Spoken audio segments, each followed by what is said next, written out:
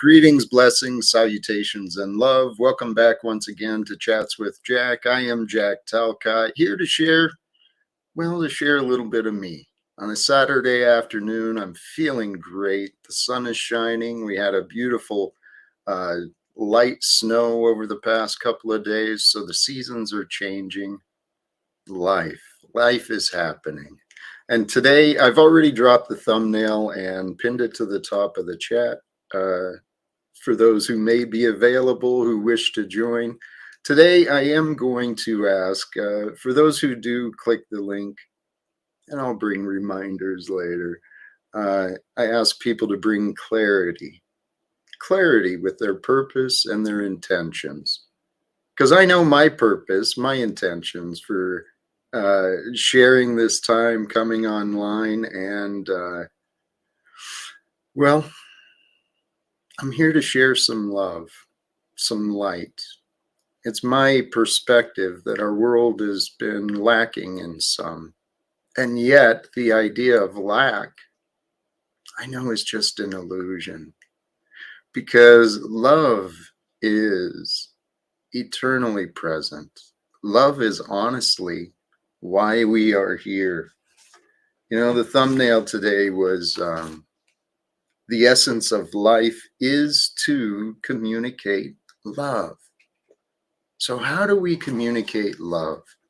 Honestly, that is what I hope to discuss and open up.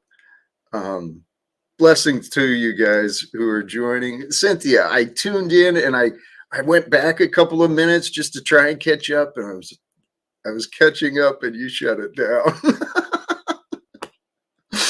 But blessings. I love seeing your I love seeing you active and offering, because there's a lot of talent. There's a lot of fun people doing a lot of good things online. And I feel blessed. I feel blessed to be a part of them, whether they like me or not. I am a part of many of these others. And you're a part of this too. See, we're all in this together, this human experience, this cosmic soup that we are. It's an amazing adventure. I was blessed, like I said, we got a couple of inches of snow again last night. And I headed out for a men's group at breakfast here in town. Got to get in a little exercise, broke my shovel, it finally gave up. It spent a lot of years with me, but yeah, this shovel couldn't take it, so had an adventure in life. It was drama. Well, you know what, Cynthia, if you want to just chill and hang out, you are absolutely welcome here if you're available for it. And everyone is. Everyone really is. Because what I was reminded of today, doggone it, I didn't do the homework I was going to do. I was reminded of a scripture, and I think it was 2 Corinthians, something. I meant to pull up a couple of scriptures because I had an inspiring morning with some fellowship of the Christian faith. And the reminder that was offered to us in the men's group is the treasures are found in the darkness, often with God. And it is so true. You know, in our physical world, we expect danger and evil in the darkness. Yet with our Creator, and when I say this, what I'm talking about is what is real. The patterns of this world that we're living in, particularly when it comes to the mind, there's a perfection and an order to all things. What is lacking in the perfection of all things often is the realization from within us. We Within us, these shadows within us, these blind spots of our intellect and our awareness. And it's in those blind spots that we experience a darkness, a shadow. But when we explore our blind spots and we like go within to really try to understand, who am I? Why am I here? Who is asking these questions?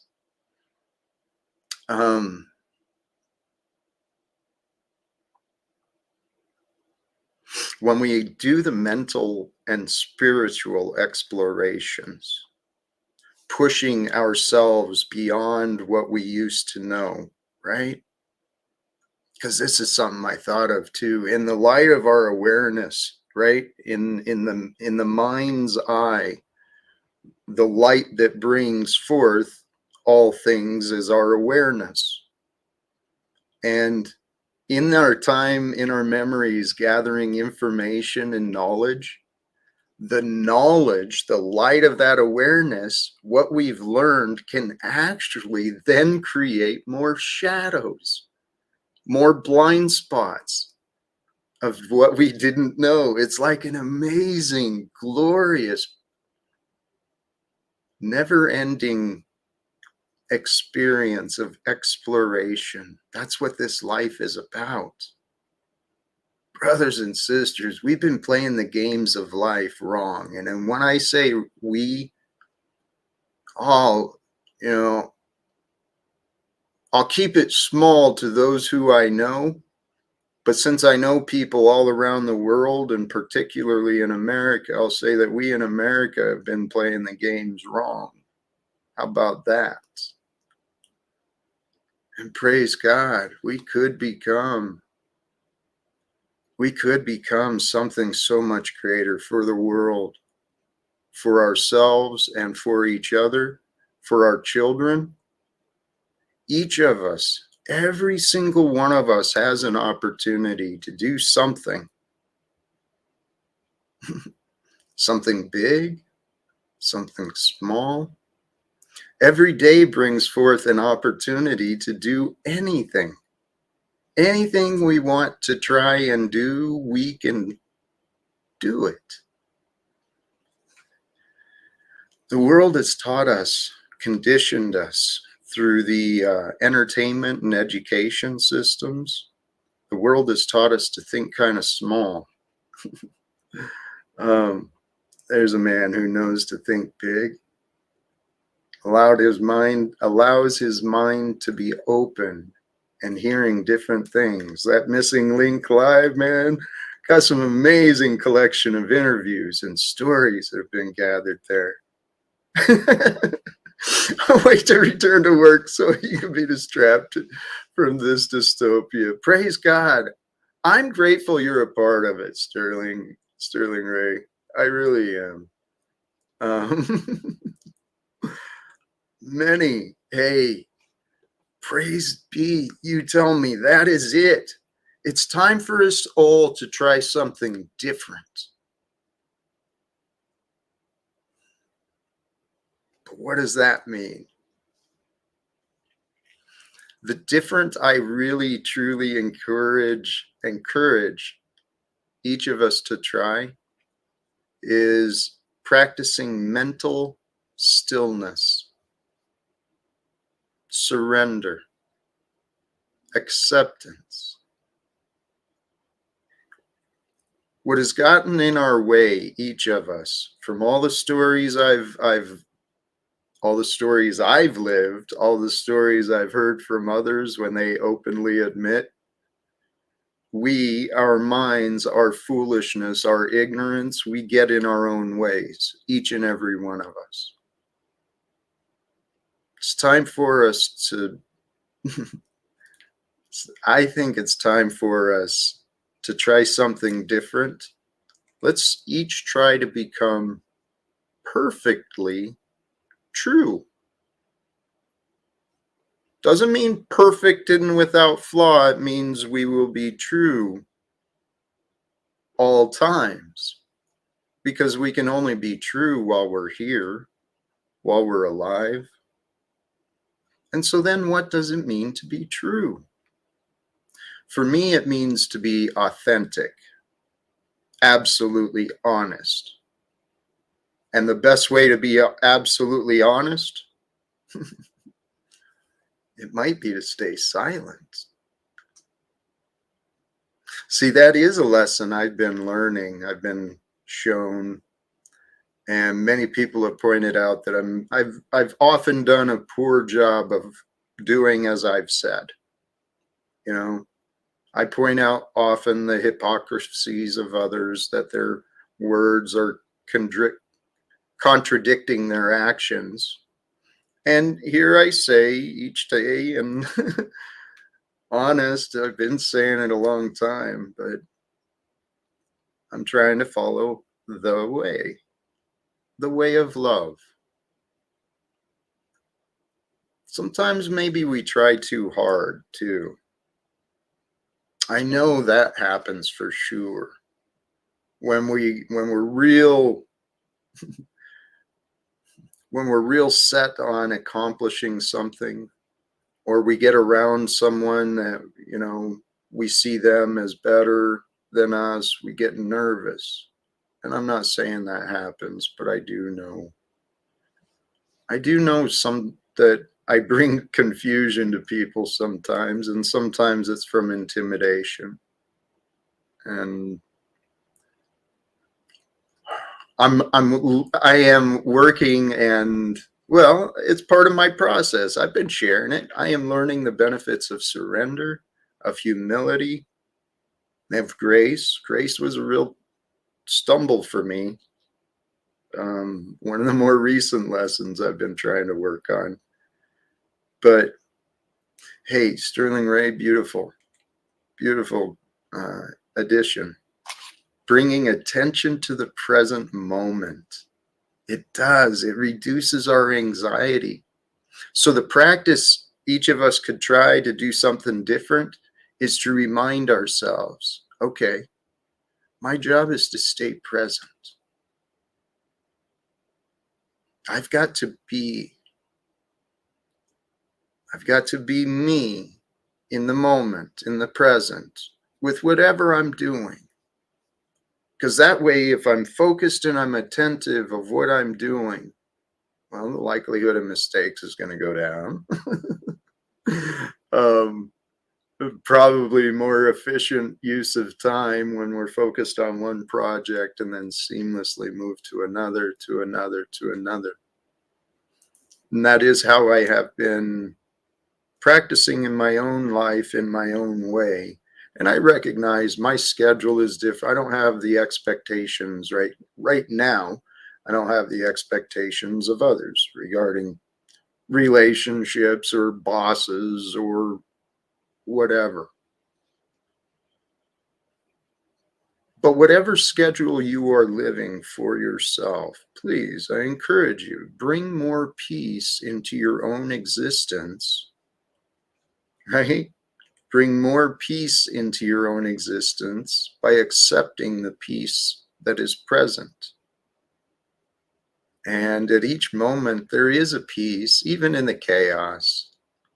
If you can just allow everything else to be and be one with the peace of the moment, that's precious. Life is precious, and it's meant to be lived. And in the thumbnail, the essence of life is to communicate love. Love really is, it's beyond words. We all know that. Love is a mystery. It's a power. It's a force. But the best way we can express love, I believe, is through, above all, love is honest. Love is open. Love is present and aware. And we can practice being present and aware. And we can certainly grow in our honesty when we're paying attention. And above all, Love is compassionate.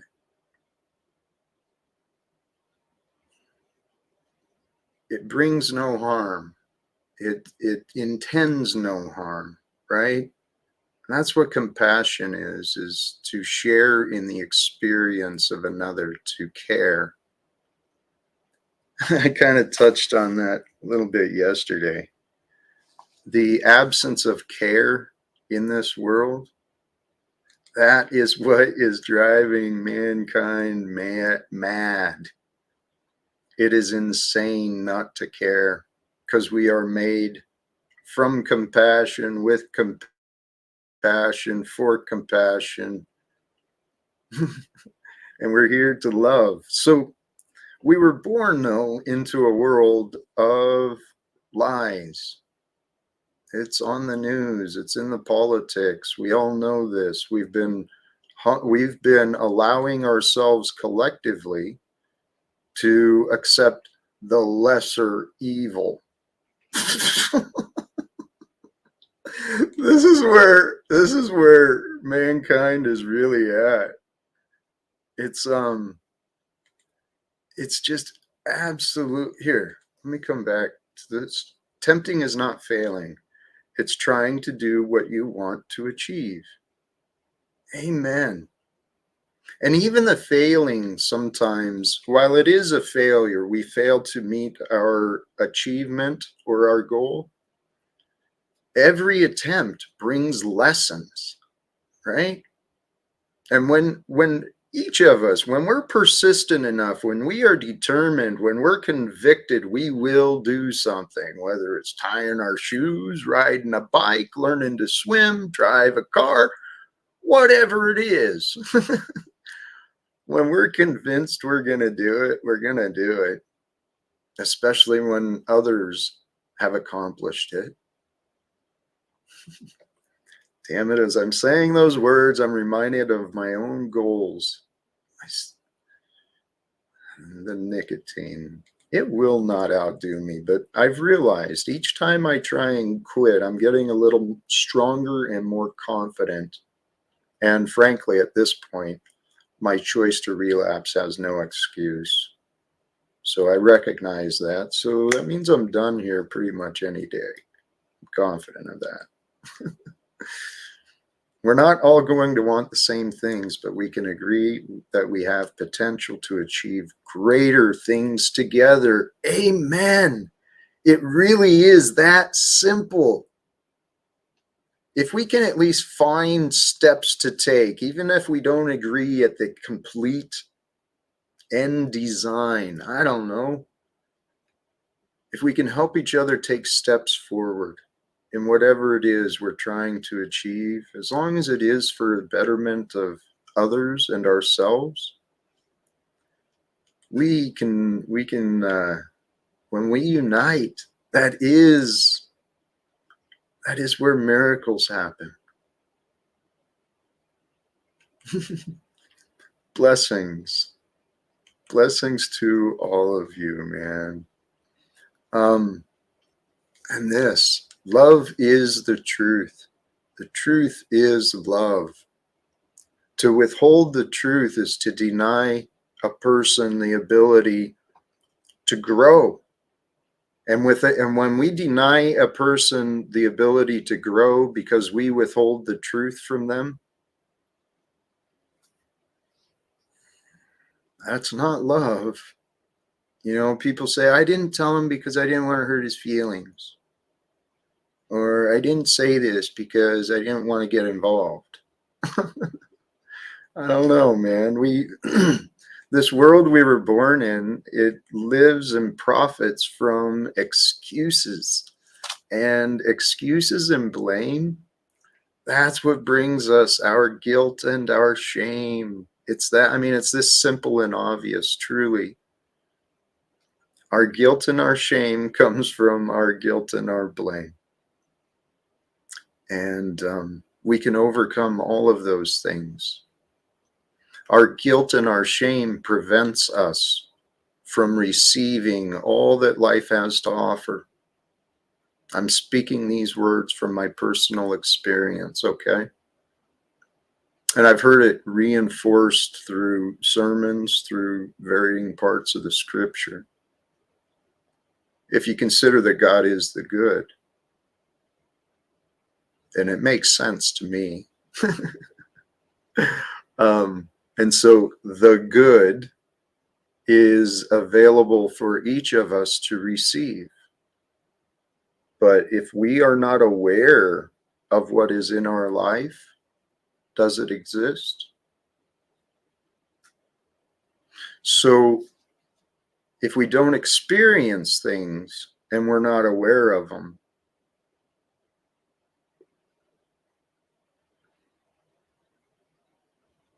are they real? So, I mean, I'm speaking kind of broad there, and there is a purpose to it, because as I'm thinking, saying those thoughts, they can be taken two ways and quite differently. But I believe that, hold on, I'm trying to, you must believe I God if you believe what you're saying, right? But who is God? Praise be. That is the question. Are we absolutely? Questions are actually welcome, and please share the thumbs up. If you're watching now or later, uh, please do. I'm looking at the ratios, and I don't know what's normal, but I don't really know much about this YouTube stuff anyway. But actually, here in that previous question too, the who is God it's a touchy question. It could be a limiting question, and so this is an actual good expanding follow-up. Why would we ask who God is, as if to personify, and as if to personify would be to limit the being into um, for me, what I view, I do have who is Joshua and what was his role, who is God and what is his role. I think the most important question for each of us is, who am I? What is my role? And who is God to me? So when I ask myself those questions, I received a lot of different explanations and answers. The real answer for everyone, these answers must come from within. If you just simply approve or disagree with someone, well, you don't really retain. But if you seek the answers for yourself and you ask yourself those questions, who am I? What is my role? And who is God? What is God? Where is God? How do I know God? These were the questions I was wondering. If you'll allow, well, you will, because I'm doing this. I'm going to go back in my own story, okay? When I started going through my own awakening and my own shift from who I used to be, I did consciously, without without going to the churches, just knowing enough about the story, being a man who was perfect. I thought, what if I did try to follow Jesus? What if I tried to become perfect like him? Well, then I recognized my past, and I've been trying. My whole life, I was trying to be perfect. I was trying to do the right thing. I would say far greater, more than not. I was really worried about doing the right thing, but I didn't know God. I didn't have time for that. I understood God was something you couldn't understand. And like I said before, I've seen a lot of poor representations of the Christian faith. I saw a lot of, I judged the faith by the people, is what I did. And I accept responsibility of that, but it was my path. And so I spent a life without God in my life, and yet still trying to be perfect. And it was tough. So when I chose to intentionally try to understand what he understood, I really humbled myself. I was like, all right, well, no wonder he was perfect. He knew God. If you know God, you know all things. But I know there's things in the Bible, there's stories in the Bible that showed he wasn't like the entire essence of all knowing, because he prayed to the Father. So I understood that he knew God and knew how to communicate with God. I sure did not. I still, I'm growing in my comfort of being me and the path and the way I've chosen to live. But it's not like I can say I've had any great spiritual guidance or anything like that. I'm just sharing what I know has worked for me.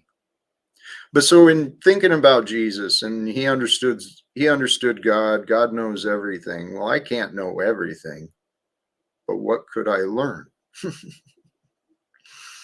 And then I swear, I started kind of trusting the algorithms, honestly, and my spirit, because it was like dealing with things in my own life or in my own deep thought, I would come to understandings in meditation.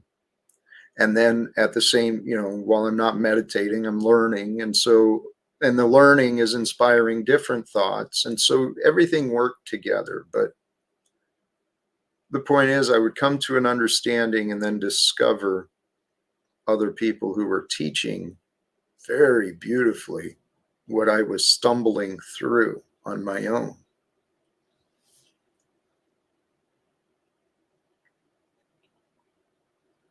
What I've been studying, brothers and sisters, is myself, honestly and truly. There's no college accreditation or anything like that, but I've been studying me to better understand me.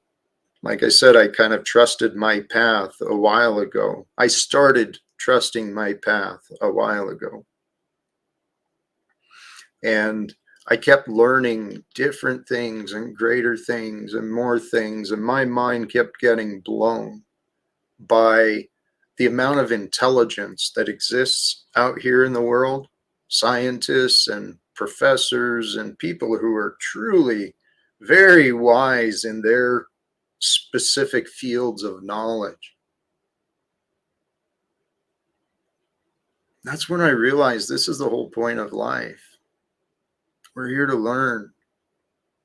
We're here to play all the roles that life brings us. And life will bring us a lot of roles to play, because it is through playing these roles of life as a child and a teen, and then, as an employee, a father, brother, sister, mother, as we play all of these roles, these life experiences, they become wisdom. And that wisdom is eternal. And the treasures we gather here are for heaven. It is the growth in our awareness, in our experience. It is the growth in our compassion, our love. It is the growth of our being, and the true nature of a human being. The true nature is love. It's what all the spiritual masters, all the ascended masters, all the spiritual teachers taught. Love is the answer. The best way to know love is through humility. Because when you're humble and you are just poured out and empty. You are for the other. That is love. That's the love I feel for God. I am empty without, and I know this. So I try not to spend much time without God and God's love in my mind, because we exist through the awareness of our experience. That's where life is happening. It's the awareness of being you. So what are you being? What are you feeling? Because the feeling is the being. The feelings are the energies that you are experiencing. And if you're experiencing it, it is coming forth through you. We are all just energetic energy.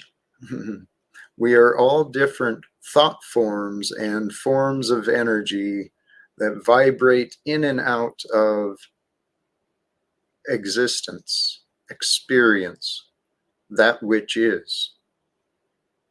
It's an amazing, I've heard it described as like the Matrix. It's a simulation of life.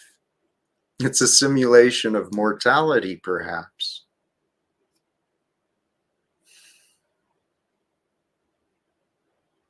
There's so many people who are afraid to die and yet spend their lives not living, just surviving. And I tell you what, sometimes just surviving is worse than death. Because to survive in pain and misery, it sucks. Most of mine have been mental and spiritual. I've been blessed as far as the physical pains and sufferings, but here, what is this? Hey, brother, love is the purest frequency.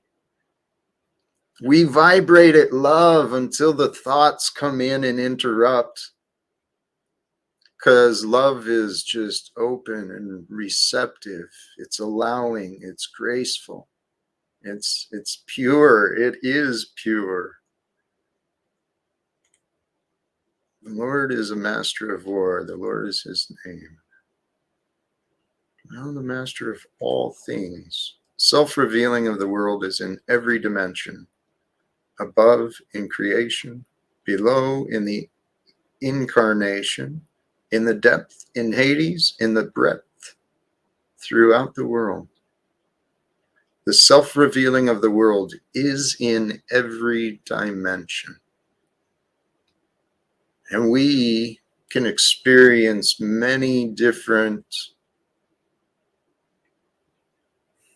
perspectives, and different perspectives could be considered a different, it's all a mystery, man. All things have been filled with the knowledge of God.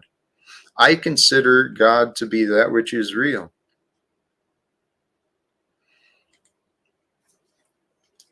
BB, this is where I was at. I've said that God allowed me to take myself through hell here on earth. And I was just surviving, but I was just surviving very, very comfortably, but I was in a hell. And this is why I trust that like turtles. I do like turtles too.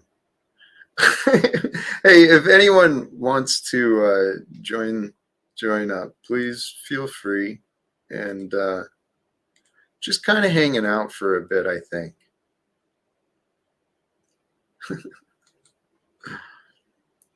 We are all the love of God until we allow lesser knowings to disagree. And what I've been learning for myself with this is we only know now.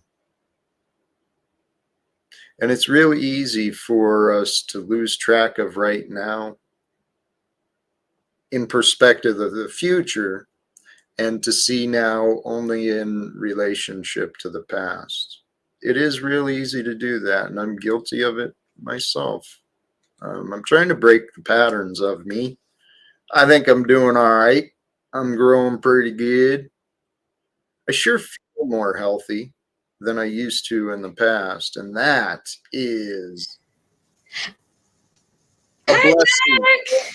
You know, as I brought you up, please forgive me. I could have done a more handsome and welcoming introduction. People like those intros, and I didn't realize they would like them, but I'm excited to do those. Like, and they're just like fly on the fly thoughts. Sorry about that, guys.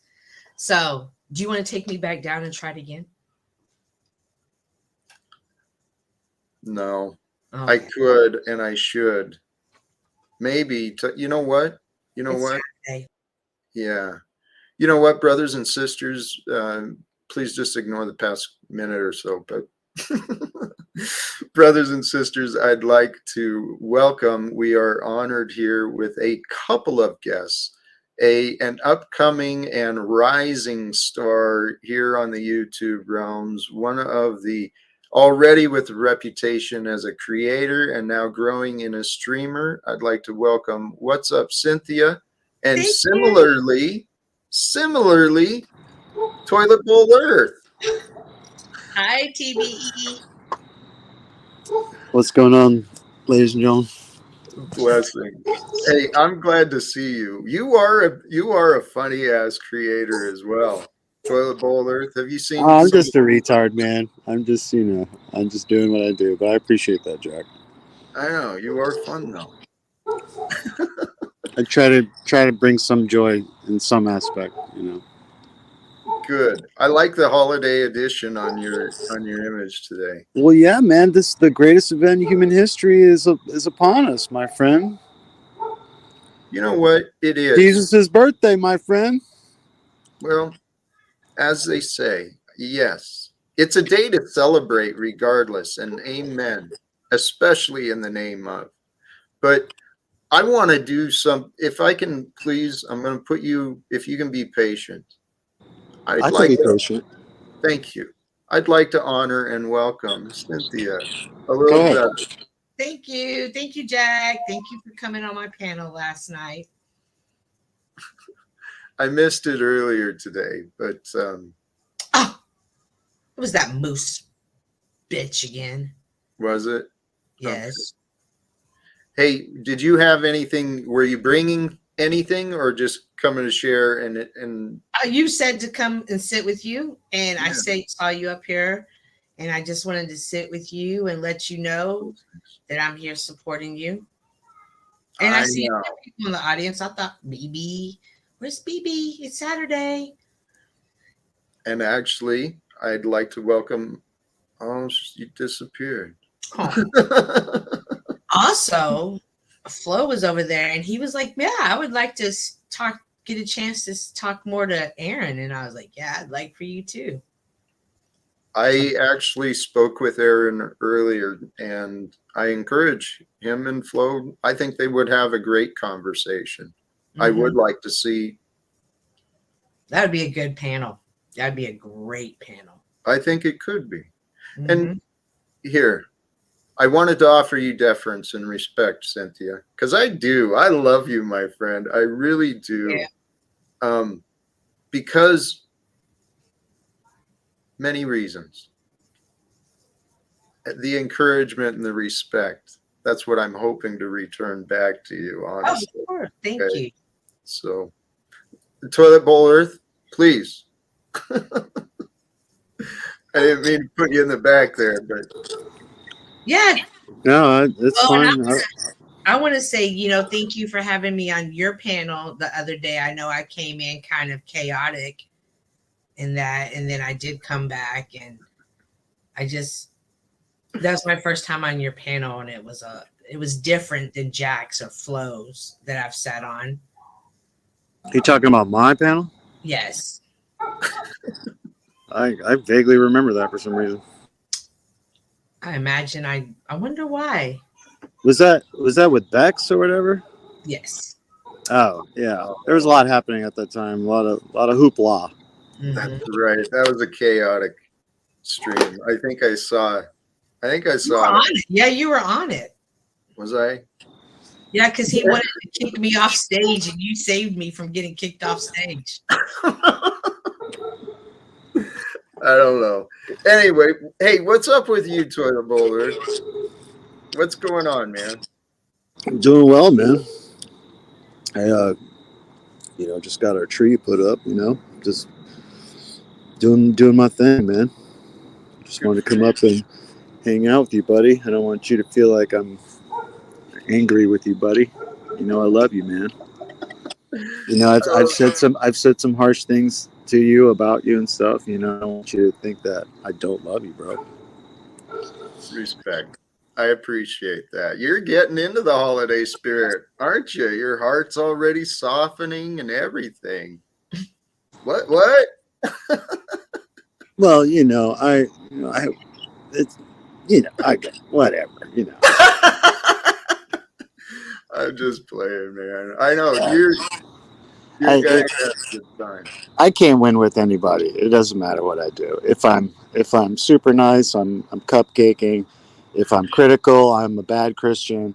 It's you can't win with people, and I'm not trying to win with people. It's of no No. importance to me to win the favor of people that are quite Hey, literally my detractors or TV. detractors of the word.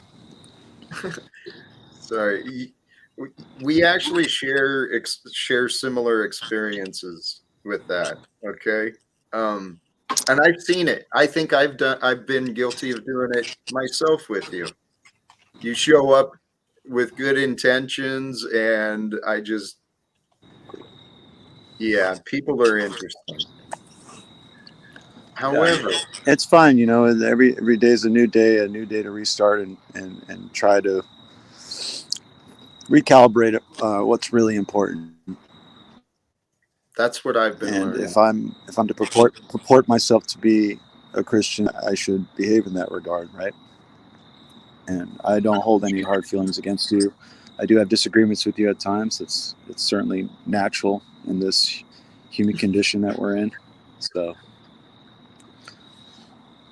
It We is. are the fireplace gang, Jack. Does TBE have a fireplace too? Do you have one, TBE?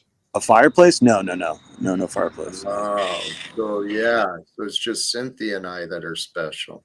Mhm. You guys are special. Where's your Christmas tree at? I actually haven't done one. I probably won't. I have Oh, a pink one that's like that tall. I do have actually, yeah, I do have a little tree with lights I'll plug in around that time of year. But I,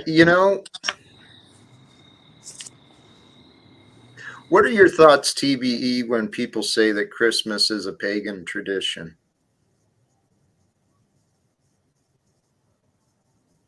Have you heard that? Oh, absolutely.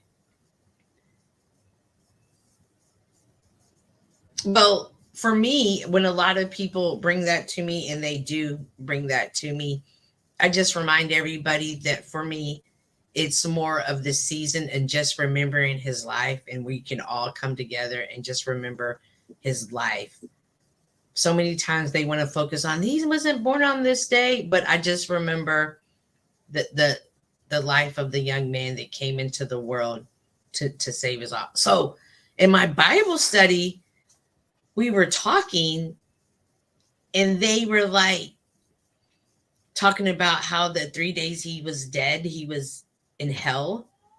And I was like, what? And they were like, well, he was absent from God. So in essence, anything that is absent from God is hell. And I was like, okay, you are getting me. I'm all right. And I never had realized for those 3 days he wasn't in the presence of God anymore. And I was like, wow. And that's he went there and he experienced it for us. So we don't ever have to experience that presence of not being with him if we choose to accept him.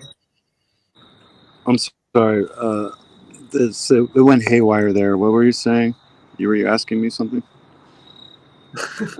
I I asked what your response is when people the pushback that Christmas is a pagan tradition. Cynthia offered her thing. Well, Mhm. it's actually quite the opposite, that these these other pagan traditions were tying it to our festivities. I mean, the Festival of Lights, which was uh, a Hebrew holiday. I mean, Jesus celebrated that, um, and certainly that was a quote unquote man-made celebration. But no, it's quite the opposite. There's no primary sources that indicate any of these Mithra or Horus or any of these Sol Invictus. No, it's all rubbish. So it's the same. I really love this time of year, and I hate it at the same time, because it's the same pagan loop arguments that are destroyed all the time. And it's like these new characters always bring them up, and they think they're being clever when really they're just ignorant of history, ignorant of the traditions that were held already. I'm excited. I'm actually want to go to the Galleria and take videos of the Christmas tree and maybe drive around and see the lights. Mm. It's just this time of season. Like I play Christmas music when I turn on the radio. It's just for me. It's just a good time just to be thankful that the year's coming to an end, to reflect back on the growth, to reflect on the challenges, and then to also look forward to the new year coming. I'm excited to see 2024. What's in store? Me too. I am filled with faith and excitement at what the future might bring. I really am. Can we get into some end time discussion topics? Oh boy! Oh boy! Oh boy! Are you up for it? I'm okay with it. Go for it. All right. Well, it's the topic is was advertised as communicating love, but I do think there's a connection. Um, the other day on that, I think it was yesterday on that other panel, God, they were having the debate on nationalism. Can't remember the church of something. The Church of the Eternal Logos. Yeah, I know what you're talking about. Thank you. I saw Thank you. that you were on there. I was like, oh wow, this is a rare appearance on an Orthodox Christian channel by Mr. Talcott. I didn't uh, get to see you talk. I was busy at the time, but what was going on? I actually didn't say much, and I part of that was I really was trying to get a feel too for what was being offered and presented. But as I was leaving, I gave a little gratitude in the comment that a world of secrets and conflicts, but a world without conflicts and debts is available for us to choose. That when we unite with love, we will no longer have the divisions of wealth and authority. Him and several of the other responses was that it won't happen until Jesus returns. Well, I mean, I don't know much about this whole Christian nationalism and whatnot Yeah, conversation. I'm not. I don't know what people are really discussing there, but I'm understood. personally, I'm more interested in living the Christian life as I know. I mean, I, we in divine liturgy we close the doors, and that's symbolic that we as Christians we have no business in the world of the world anymore. I mean, we to us, I think the end of the world as in this sort of symbolic sense. Yeah, I think it's already happened. The end of the age has sort of already occurred, and yes, Jesus will return. But for us, those types of like, oh, we're going to have a Christian nationalist theocratic state. I just don't find those conversations to be Yeah. really. I mean, look around you. Is that even a possibility? I mean, look at look in the direction of the world, and it's like, is Christ is going to come and eliminate all of this shit. You know what I'm saying? Like he's good. It's Well, not going to be. There's not going to be. There is going to be a new world, but that's only established, if you're in the body of Christ.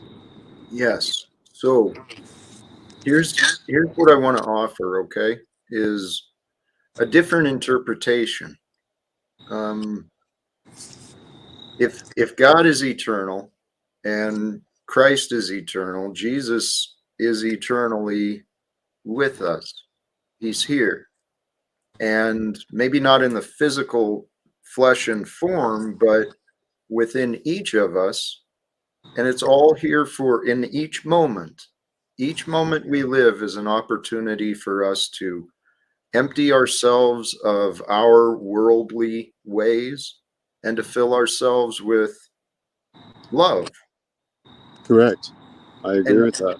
and amen. When I think this is the I don't know what I would love to be a part of, and what I'm hoping to encourage is, what if we create a call to action with all the brothers and sisters of Christ today?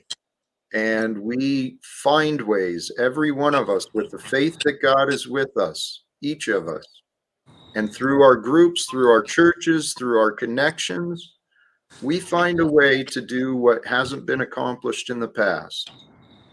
Let's bring peace to the world in But preparation for Jesus's return. yeah, that's certainly, we certainly should be imitating Christ and walking in the way that he is the perfect example. The incarnation, God becoming man and teaching us how to be. Yes, we should do that for sure. But to think that by our own works, we as people are going to establish some utopia here on earth is not going to happen. You're But right. we do that. We do that in our own sort of micro level as best as we can, because the world at large is of a very toilet bowl-esque reality, unfortunately, and God is going to come and flush these people away and flush all the nastiness away, and that's in Revelation 21:4, that there will be no pain, no more suffering, and that all of this will be wiped away. And I believe that. And what's funny is I heard this guy, that gentleman over on We Are Awake TV, he was saying that, oh, the God is not a pimp or something, that, oh, his name is not important and all this, and it's so nasty, and like, oh, because if you don't confess Christ that you're not allowed in heaven. Well, unfortunately, if you don't identify yourself with or stake your flag onto the most perfect example here on earth, then unfortunately, yeah, you're in you're worshiping some other God. You're worshiping some God that you approve of, that not that you're subject to, which is a lot of what these truthers have a problem with. They have a problem with this idea of authority and boundaries and doctrine and Yeah. dogma. That that that the fact that even the fact that his name is of an issue to you, I mean, it's insane to me. It's insane that that's what holds you up. It's satanic and Hey, strange. TB, this is what I've learned. The spiritual battle is conducted through the mind. And within us, we can allow the Christ to prevail or the Antichrist. And the Christ wants us to grow and learn because God feeds us through knowledge. That's what really allows us to evolve and survive, is the knowledge. But what I in wouldn't say so much knowledge as his grace is what Yeah, amen. It's Knowledge is a little bit Gnosticism for me. Too nasty okay. for me. It's a nasty. Those two, phonetically they sound similar and equal in importance. I guess it's nasty, but yeah, I would say his grace, and not so Amen. much knowledge. Like I people have been given the not. I mean, people have been presented the information, and they still reject it. People, I mean, it's just strange to me what exactly is the nefarious nature of Jesus Christ that have people so repelled and repulsed that they have to, I don't know, usurp that. And what exactly does Jesus? What about this? Our God here, Jesus, who became man. What about him has you so in a ruffle? And can speak from that's my what I asked. That's my simple question to them, and so far I've never really gotten a really good answer to it. It's just share. they're obstinate and they're like, as truthers they're like, oh, authority bad. It's very 2D brain kind of sort of thing. And whatever. Go ahead, man. What kept me away from church and God and faith as my excuse was Christians, to be honest. Christians turned me away because they were all judgmental and arrogant. They walking around all prideful yet selfish as can be. The ones that I used to experience. Now, Right. Sure. Yeah. Sure. Go ahead. and you know what? This could be selective memory as well. I mean, I'm not claiming I didn't see it, but I'm saying I don't remember it. It wasn't until I was an adult and you know it wasn't until late in life that I saw what I considered a man who was really inspiring. I was like, wow, okay, maybe there's something to Christianity. He was a pastor too, so there was that. Right. But Well, like I mean, one of Jesus' most, I guess, quote unquote, violent moments would be when people were defiling the temple, right? Defiling the church. I mean, let's just call, temple is what they call it then. We call it church now. But that's what was, he was upset with people, making a mockery of church and selling things and like these modern evangelical big mega church pastors mhm. making a mockery of the gospel and it being it all, this prosperity gospel nonsense. And you got all these, Joel Osteen and Creflo Dollars and Benny Hinn's and all these big huge stadium sellers like they're rock stars, like. And look at Yeah, the opportunity that's there. I don't agree Hey, with those people. I don't I know. that's not reverent worship of God. Hey, hold on just a moment, please. Well, I forgot to do Yeah. the announcements or introductions. That's the word. Welcome, Miss BB. Welcome, Mr. Flow State, with the fireplace going. Oh, he's got a fireplace too. Now I feel left out. Hey, How you doing, Jack? Flo, Aaron left you a message earlier because I told him that you were interested in doing a panel with them. So he left your email in his Facebook contact. BB, you look gorgeous today. I love your hair always. Thank you, love. My mother treated me to a haircut today. Nice. So I was like, sure, why not? I cut my own hair and I'm getting ready to do it again. I have to get my mind right to cut my hair. Nice. Do you hear me, Flo? He left me his email. Yeah, okay.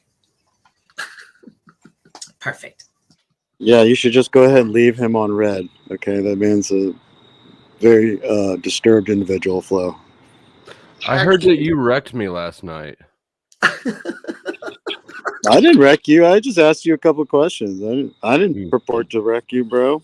No, from Snafu Snap said you wrecked me. I've only watched like half an hour of it, but it didn't seem. Well, I very thought you wrecked. didn't care what Snafu Snap says. Why are you bringing it up here? Well, I just wanted to ask if you wrecked me. That's why I asked somebody I mean, I marginally don't more know. credible. I don't know. I was just doing my regular observations about whatever you people interact with here on the internet. I don't know about wrecking you, but I was just certainly asking you a few questions about your gatekeeping accusations. But whatever. We did a whole stream. I don't know if you watched it. We watched that whole monograph BS or whatever the fuck. Just half an hour. Just like I said, just about half an hour of it. I wasn't accusing you of wrecking me. I'm just asking if you wrecked me because, not that Snafu Snaps is credible. Hey, let's come back to where we were. I didn't see the comment. And this is an interesting observation.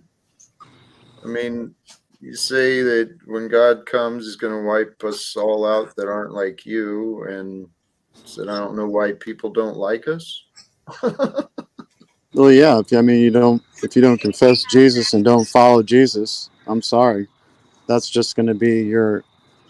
I mean, it's up to you. I mean, what part of Jesus do you despise? What part of Jesus do you not Wait, agree with? What part of wait. Jesus' ministry do you find that you don't identify with?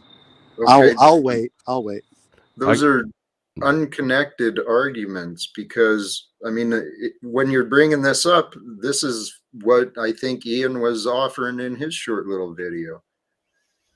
Just because you don't accept the name doesn't mean that you're not accepting of what was taught or the other life lessons God Well, offered. right. Okay, so let's just do this simply. So you say you worship God. Who is that God?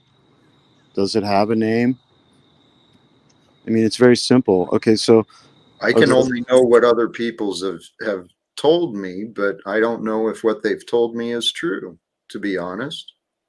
okay, so you're gonna lay your flag on that. I don't know, so I'm not gonna make a decision. No, actually, that is what I used to do.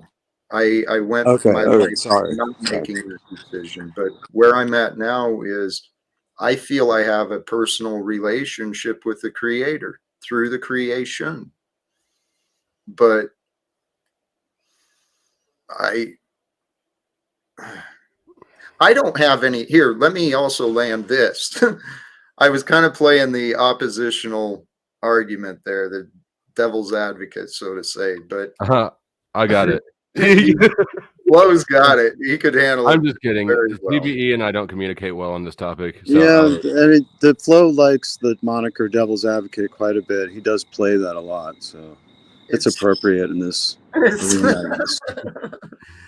Here, nevertheless, I feel like I'm more loving and a better Christian than most of the Christians I see around here. I'd actually agree. Okay. What does that mean? Are you boasting? What exactly do you do that's so much more loving? Exactly.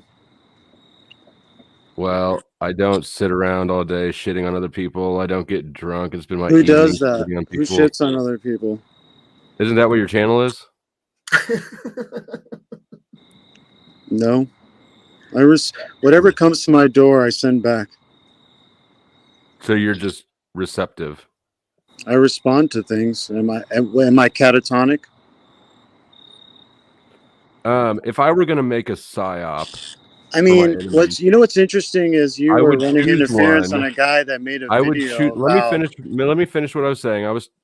Okay, go ahead. If I were going to make a psyop for my enemies to adopt, I would choose one that makes them check out of engaging in the world now. How is it that I'm not engaging in the world? Am I not doing that right now? What were you saying before I got here? That we don't engage in worldly things. Do you understand what that means? I don't. Like wealth chasing, class protection. People like what you do, right? I mean, this is like what your whole facade is. I'm famous on the internet. Things like that. It's unbelievable how many of you still don't get that. They really they don't get it at all. That. Here, It's the word famous. You know, I don't think I'm famous. here, let me butt in to help resolve, and it's not anyone in particular, but I get what Flo is saying. I think Flo shows more grace and compassion, more composure in communicating with people, and I don't see him doing a lot of when you play the devil's advocate, yeah, you sort of appear that way when when you don't have a position yourself. Yeah, of course, you look like the more inquisitive ambassador, or that's you don't have a position. You don't have a position to defend, Flo. That's why you're a fence sitter. Hey, let's go the other way. Fortunately, I have positions something on to defend, and you everything don't. except for everything. That's the difference that between I can us. know. I'm sorry. You Go lie about ahead. what you know. I'm honest about what I know. When did I lie about what I know? Is God real? Well, when did I lie about what I know? Yeah. You answered me with a question that had nothing to do with my question. Your whole belief system is based on knowing something. Okay, when did I lie about what I know? Do you not understand the question I'm asking you, sir? Are you a Christian? Okay, again, are you not understanding the question? When did I lie about what I know? Okay, let me just try it out. I hear your question, and let me reposition. No. Okay, you're deflecting. You're deflecting as usual. When did I lie about what I know? Well, I'm not going to go scrub and bring receipts. This is that whole show me your sources. Okay, so you just say you just sort of say things out loud, and then you think it's going to stick, and then you want to deflect. I observe correct reality. All right, hold on just a moment.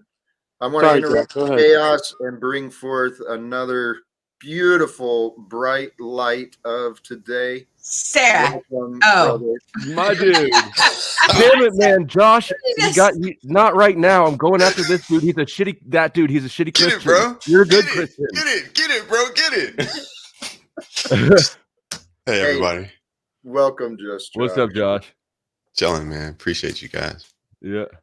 Hey, I do want to come back to this conversation, though. Okay, because I think the other side of this, what was TBE, you brought up one side, but let's look at the other side that Flo was addressing, the fact that many people who present themselves as Christians then go around presenting unchristlike behavior. So I think that was the point that Flo was saying in his own comparison of himself and other Christians he's seen online. I'd agree that he's right. Josh doesn't count. Josh is one of the good ones. Yeah, bro, come on. We all stumble and Cynthia is. Yeah, and honestly, I've been painted as rejecting God or hating God. I never did that at all. I am just honest about what I do and don't know, and I don't know. None of us know, and certainly not. Okay, everybody here is going to say they know for sure. But certainly none of us can demonstrate it to anyone else. So the claim that you know something, it might be a true statement for somebody to make, but as a basis for telling somebody else what they should do, it's dishonest to reference that.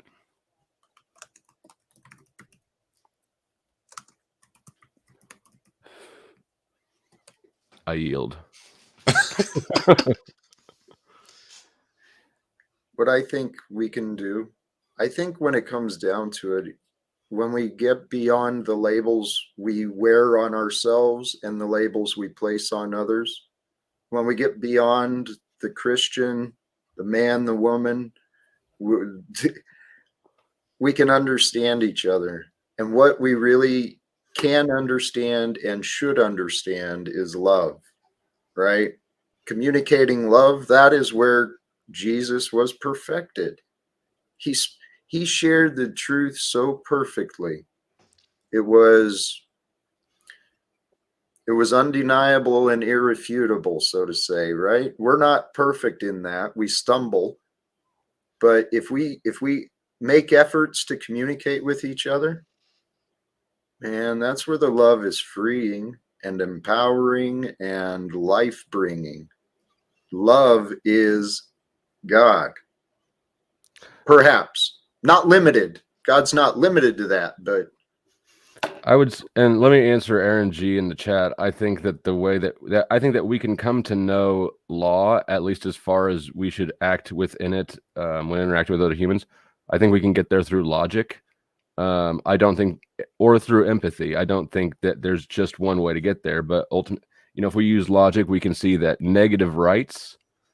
Everybody on Earth can agree that negative rights is something that we want, right? Like, I don't want to be fucked with. You don't want to have your will violated. That's a negative right, not to fuck with not to be fucked with. Positive rights is where nobody can agree. What should we have for dinner, for instance? And so that's where I think the law would end. The law would begin with negative rights. Don't violate somebody's free will or make them do things coercively. So I want to jump in again. And Josh, you've been patient. Cynthia too, but you're good. Regarding Aaron, I've offered, and I think Aaron and you, Flo, would have good conversations because you're both very articulate. He's very stands strongly on knowing God. I actually think a conversation between the two of you would be great. Earlier today, I asked Aaron not to join me, but I'm not trying to override. It's your panel. Do what you want. No, hey, I'd welcome if you're open to it, and if Aaron is available. You want to have some of those conversations? I'm okay with it. Okay.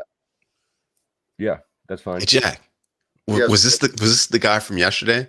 Yes, sir. Yeah. Here, why don't I mean he's still welcome to come up. I'm cool with that. But why don't I set up a different stream and we can just do it on my own so that we don't kind of pull off the whole Hey, thing. that works as well. Whatever you guys are most comfortable with. I would love to see it. I really would. I think you guys would have some good conversations. I like it too. And admittedly, I've stumbled in trying to communicate with both of you. So what if we end up agreeing against you? It's very possible. It is very possible. And then maybe if that's true, maybe you'll together find a way to convince me. But I don't know. You're pretty durable. That's a good choice of words. For real, BB. Yeah. Well, I wanted to kind of touch on what y'all were talking about. When TBE said, if you don't believe in Jesus, you're gonna not go to heaven, and a lot of people don't understand that. And in this week in my Bible study, we actually talked about this, and some of us were like, well, we don't want to offend anybody, so we just don't say anything. And then I said, well, I come on the panels because everybody knows I come on the panels, and I said, I don't want to say anything, but then other people see me and they'll be like, you're a bad Christian because you didn't say anything. Right. And I feel double. And I was like, dang. And she told me, she said to always remember Acts 4:12. And it says that salvation is found in no one else, for there is no other name under heaven given to mankind for which we must be saved. That's right. And she just told me to always remember that. So, and also in our lesson for the week was over John 7. And in that they were people like Jesus had gone to the temple, and some people are like, where's he at? We want to see him. We can't stand him. And other people are like, we love him. We're just so thankful for him. And so when he finally came out and speak, so his brothers were like, hey, you need to go out and speak in the temple. No one wants to become a public figure speaking in secret. I talked about this last night on my panel a little bit. Like, do you come up here to speak just to be seen because you want to be a public speaker? Or are you here speaking because you're trying to really speak and you're trying to touch people. And sometimes, we can get in here and grandstand. So those were just some things that kind of really resonated with me when y'all were bringing the subject up. Hey, Mr. Pa. Thank you. Here, we can come out of the religion stuff. Yeah, I know. It makes people uncomfortable. Yeah, I know.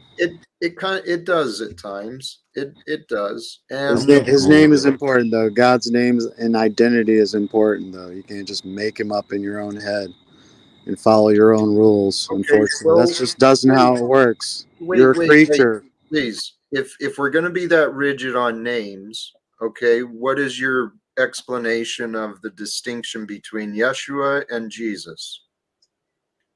And God. Yeah. I mean, if we're going to be hung up on a name, just because a name is translated from one language to another, it's typically not changed. But in this case, the name that's being worshipped, is it or is it not? His name revealed in Scripture is Jesus Christ.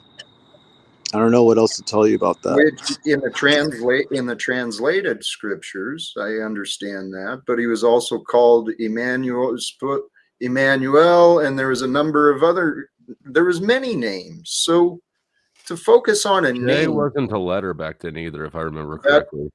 That's what I've heard as well. So yeah, well, we speak English. So what's your point? He did so not. what is your name in Spanish? What's Jack's name in Mandarin? It would be Jack. Oh. Yeah. So here. Awkward. Well, I mean, consider it, okay? Please. The fixation on the dogmas, these rigid rules, that comes from religion. That comes from other people who told us to believe these things. I'm not saying they should just be random other people, not his disciples. Christianity is a worldly institution. Okay, Being not here of we the go. world. Here we go with the bullshit. Here we go. You can't respond to it. Every time I start asking you questions that you don't have the answer to, you fall back into, it's a Redditor. It's a worldly institution. Well, why does everything in the Bible preach against what the world wants you to do? Explain that to me, Flo. The world wants if it's you such to a be worldly religion, why does it preach charity? It's the biggest giving religion to the in homeless. the world. Do you give to the homeless? Poverty continues, TBE. What does that? But that doesn't mean anything. What's that? Doesn't mean anything. Because poverty exists, that means Christianity is false. That's a non sequitur, sir. TBE, can we talk about this instead of argue? Please.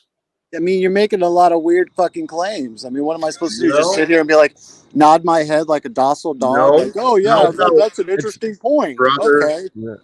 Here, what I'd like you to offer, what I'd offer you to consider is, please just consider what's being said. Not every challenge or not every question is a challenge or an attack, right? So says the guy that openly attacks and says Christianity is a worldly religion. Okay, Flo. Okay. How about this? Let's play that through, because that adds an ugly truth. Let's do that. If something is true, then God, I believe that God would want you to follow. Cries out in pain as he strikes you. That's the thing here. That's what's happening here. What was the question? What did he say? I didn't hear. Something. Hey, Jack. Jack. Yes, brother. This is what we do, Flo. This is what we do. TBE, Cynthia, BB. This is what we do. We complicate it. It doesn't have to be so complicated. Amen. Facts. This is what we do.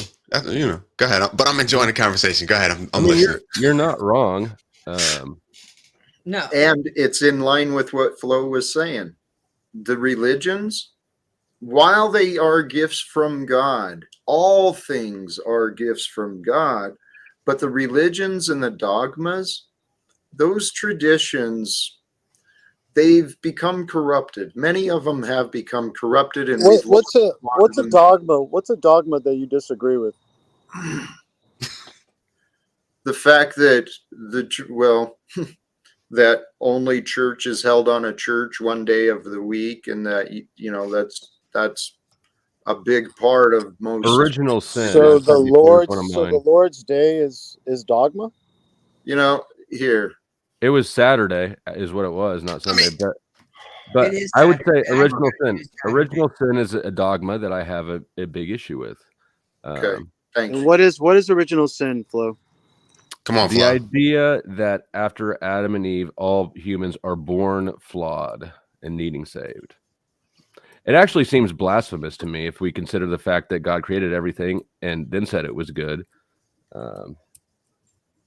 Yeah, that's Agreed. before Adam. That's before the fall.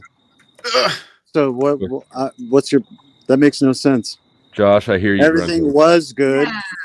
Creation is good, but it's through our actions that So created Through our that perception. disunion, and why we're not in communion with God anymore.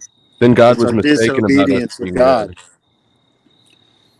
That's literally what evil is things that are not in communion with God. Sure. I don't disagree with that. But if God created everything and then he said it is good, he must have been mistaken in his assessment or in his construction or in both. No, never. Okay. Well, then that original makes sin no can't sense. exist. So You sure it does? No, it doesn't. It doesn't make any sense. It's non sequitur. What? Do you guys? Does it make sense to you guys? Can you repeat it one more time, just so for the record? Okay. Repeat what God you just created said. everything, right? Okay. God created everything. He looked at it and said, "It's good." It's good. Yes. Adam and Eve fucked up. Right. So And then what happened did after he make that? then after that there's bad, right? So did he make Adam and Eve wrong? Was it a construction issue? Was he mistaken and it wasn't all good? So we're getting into the argument of free will and what free will means, right? So Well, we're just doing simple logic. simple logic. Okay, right. This is where his logic flows. Right. So- Logic. So is Flo, God loving if he doesn't give you free will? Are we his like little army toys? I don't want Are to we shift his off the toys that paradigm he I'm just trying sort of to moves resolve. around like on a chessboard? Or are we free to do things? Here, Do you believe in free will, Flo? hold on. I want to come back to the. This is what it all ties to that. It ties to his problem with this. I'm definitely not answering the question while you haven't answered mine. Jack, what's up? Right, and this is what I'm seeing. TBE. Right. You're not understanding the concepts being TBE. discussed here. That's the problem. You're You're woefully behind. You're not explaining them. Here, let's take a break, please. Okay. Yeah, if you would just flatter me for a second, you'll understand where your It's the way understanding you're is flawed. responding to flow state that's making it bad. It's not what you're trying to say. It's how you're doing it. You're talking down to him. Here comes the tone talking down policing. to him instead of talking to him. Tone when he has policing. genuine Okay. questions about Hey. your faith and your religion. Cynthia is correct. Toilet bowl. Oh, here we go with the tone policing again. Right. Hey, would you rather than throw a little tantrum like a little child? Why don't you listen? Goodness gracious. Why don't you Be listen? adults here. We're just having Are just you words here. Are you able to Are we? listen to feedback, or are you at a level of maturity where you should just listen? I was trying to explain it to him, Jack, but you're really not You're allowing not it. listening though, but Let's. and this is where you can grow. But and before maybe he can try to explain it again because I didn't hear any actually information in his words, just sort of sarcasm. So maybe I missed it. Could be. So do you believe that God didn't give us free will? Flow state?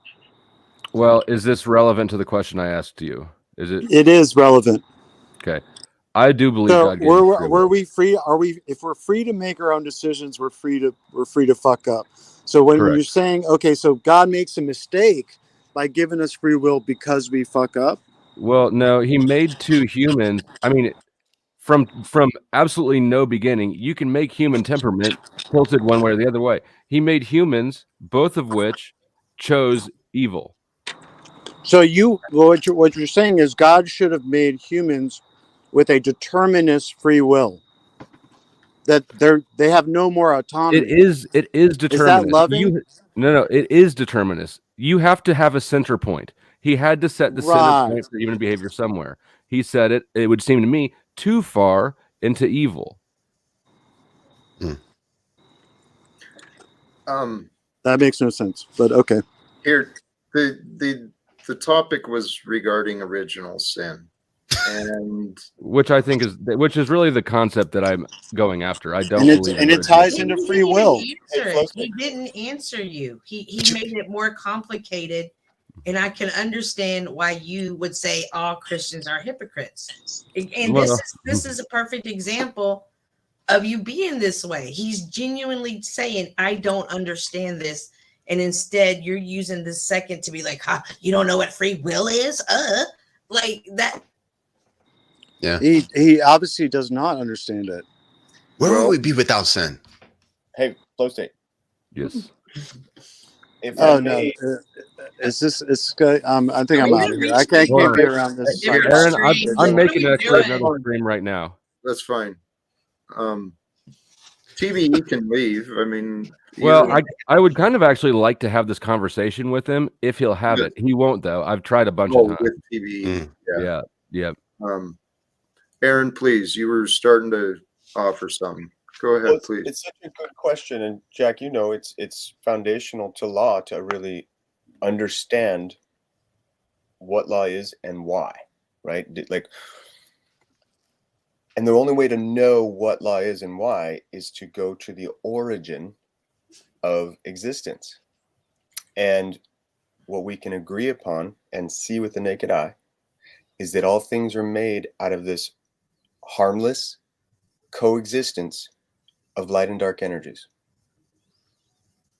And that's what the marriage that the Bible leads us into is about, is this harmless, actually Holy Spirit filled marriage between the polarity of masculine and feminine. And the Elohim told Adam before he was created, do not know evil, because Aaron, this is so zoomed out. What's that? You're addressing a topic that is so zoomed out from where we were as far as the Bible goes. Okay, you so can continue if you want. I just zoom it in. Yeah. Why don't you zoom it in? Original sin. Original sin came after the Elohim told Adam and Eve in Genesis 2:17. This is the original law, right? So original sin is when you break this law. This is, if you just listen. Well, original sin what does 2:17 say? But do not eat of the tree of the knowledge of good and evil. If you do, you will surely die. All of us, though, none of us have eaten of it ourselves. Brother, let me explain to you how. And again, this is all. But before we go, how we could have eaten it, doesn't it conflict with itself? If God created the world and God said everything's good, and then both humans committed sin by eating the tree, and then now the world has fallen from grace and everybody's cursed until they repent or whatever. Doesn't that fly in the face of God creating everything and saying it's good? I love that, because you nailed it. Like the Elohim, after every stage of creation, said, and it was good. And when humans say that's not good, we create a disharmonic frequency that actually causes dimensional dissension and causes your trees of knowledge, your neurons, to produce chemical toxins. That's the only cause of aging, disease, and death. All your world's most powerful leaders know this is true, and they know that disagreeing with it is the only thing keeping the world from ascending back to Eden, back to divine dimensions, which is what the Bible leads us into. Hey, Flo. Yo. All right, so I keep things simple. I'm a simple guy, simple person. Being that everything that we have was created from the source, that's Jesus, that's God, that's Allah, that's the source. Absolutely everything, evil, sin, everything, the entire playing field, everything was created by him for a purpose. That's what clarifies all of this, the original sin, free will. It's all a part of it. It can't go any other way. It's all a part of his plan, because I say he, but the source, because that is who created all of it. You know what I'm saying? Hold on. Sorry. Right. I was on the different tab setting up a stream for later, and I tab back, and Toilet Bowl Earth is gone. I removed him to the back so that Well, I mean, he's on Or this. back. But sorry, Josh. All right. Good. Now you were saying God created everything and The source. the source. Yeah, whatever. Whoever, that is. whoever you want it to Right. be, bro. Buddha. I personally think that the word it doesn't matter. You know, God, Allah, Jesus, Yeah. whatever. So for I me, mean, so right. for me, if I'm about to get shot and this is my last few seconds on this planet, I'm gonna be like, Jesus, help me. Somebody in the Middle East will probably be like, Allah, help me. Right. Trust me, that frequency that you've been feeding your spiritual energy to all these years, they will get it. It's Okay. not gonna be sent to the wrong address. I You know would what I'm agree. saying? Josh, you're right, bro. So check it out. Okay. Here's what I want to get into with you guys, which is fun, and it's all confirming. Like, you don't have to see this as opinion. This is fact, because check it out. When you think a thought into form, your body retunes the unconditional love you're breathing into electrochemical molecules of consciousness that when you exhale, magnetically cluster and create spirit bodies. And this is why, like the name Jesus, even though the Jesuits brought that name into being, renamed Yeshua Jesus, the reason why it's so powerful and literally the most powerful spirit in the spiritual realm, when you know that realm, is because humans who are gods of spirit, when you create a word or name, you're creating a separate entity than the unconditional love of source. And that's why humans are gods of spirit, is when we create a word, we create a separate entity that your body reshapes the source energy into as an entity. Does that make sense? Yeah. So that's why human, like when you parse the word human, you can't know true meanings of words without parsing them. And it's key because check it out. Word magic runs this world because, like I said, they're entities, they're action potentials. If you think or speak a word and agree with it, you manifest it. That's the magnetic magic of action, is a thought potential, a word embodied. Does that make sense? No. Okay, so this is why the word knowing is so powerful. Check it out. Flow state. You're going to know this. Flow state, we agreed, only exists in a pure positive frequency of consciousness. That's where you access your God powers. I don't know what pure positive. What do you mean pure positive? Yeah, me Okay, neither. So good question. You're familiar with the flow state teachings and that correlate, and these are like, military confirmed truths. This whole manifesting teachings about being in the vortex. That vortex is pure positive emotion that synchronizes you and harmonizes you with the golden ratio of God's creative force, which is what manifests. There are so many hot words jumbled in there that I would have to dissect individually that I can't possibly follow this. So your question was, you don't understand how everybody's born sinful, how everybody's born as sin. And everybody here that has tried to answer your question has kind of not answered your question. I would agree. Y'all really have to keep it simple. Hey, now. And I'm just saying, like, where's my helmet? Have you seen my baseball? Not the Pope hat today. You just have to get it, like, thank you, Josh. You just have to answer, like, when Adam and Eve ate from the fruit, they introduced sin into the world. They then born children who are sin. And it is now stop. Hold on. But right there's the question I have, because they introduced sin into the world. Correct. Because they were created by God, and God said these are good. So was God mistaken in their goodness? No. Or did he make them wrong? No. So God created them knowing that they would sin? No. Well, he did know, but he still allowed it to happen. So God created evil intentionally. No, he didn't create evil. He created free will. So in the beginning, before Eve was here, Adam and God spent time together, and then they walked around, and Adam named the animals, and he pointed out, this is the tree of knowledge. And like Aaron said, he didn't quote it verbatim, but Yes, he did quote the scripture right in Genesis 2:17, versus this a tree of knowledge. You will now understand what good and evil are. If you eat from this, you will surely die. And that they went about their way. They make Eve. They're running around the garden.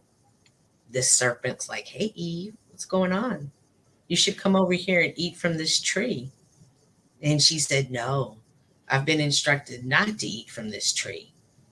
And he's like, "What? God just doesn't want you to see. You could eat from the tree." And he enticed her, and she ate from the tree. And immediately when they ate from the tree, they saw sin.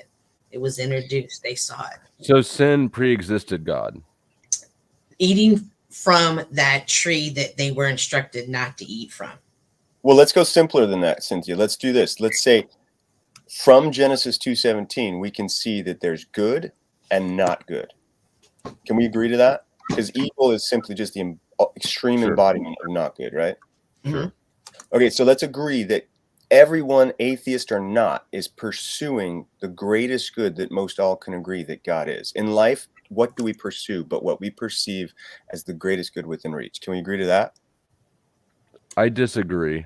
I think there are a lot of people that are pursuing not good. Okay, but in their eyes, because of the payoff or whatever is involved in manipulating that decision, they're making that decision to do what they're doing because they see either, again, that payout they're going to get, like our politicians, or anyone else who's seduced into not good embodiments of action. But there's a distinction between what I want and what is good. And Yes. And right. So no, I what agree. want- I totally agree. yeah. But they're pursuing in their eyes what they feel is the greater good for them. Like, for No. instance, let's just No, be right. real. No, but greater good for them is not a thing. Greater good is in the conflict of selfish. Well, it's a thing because it motivates action. Look at our political system, dude. Let's get real. Very much self-centered.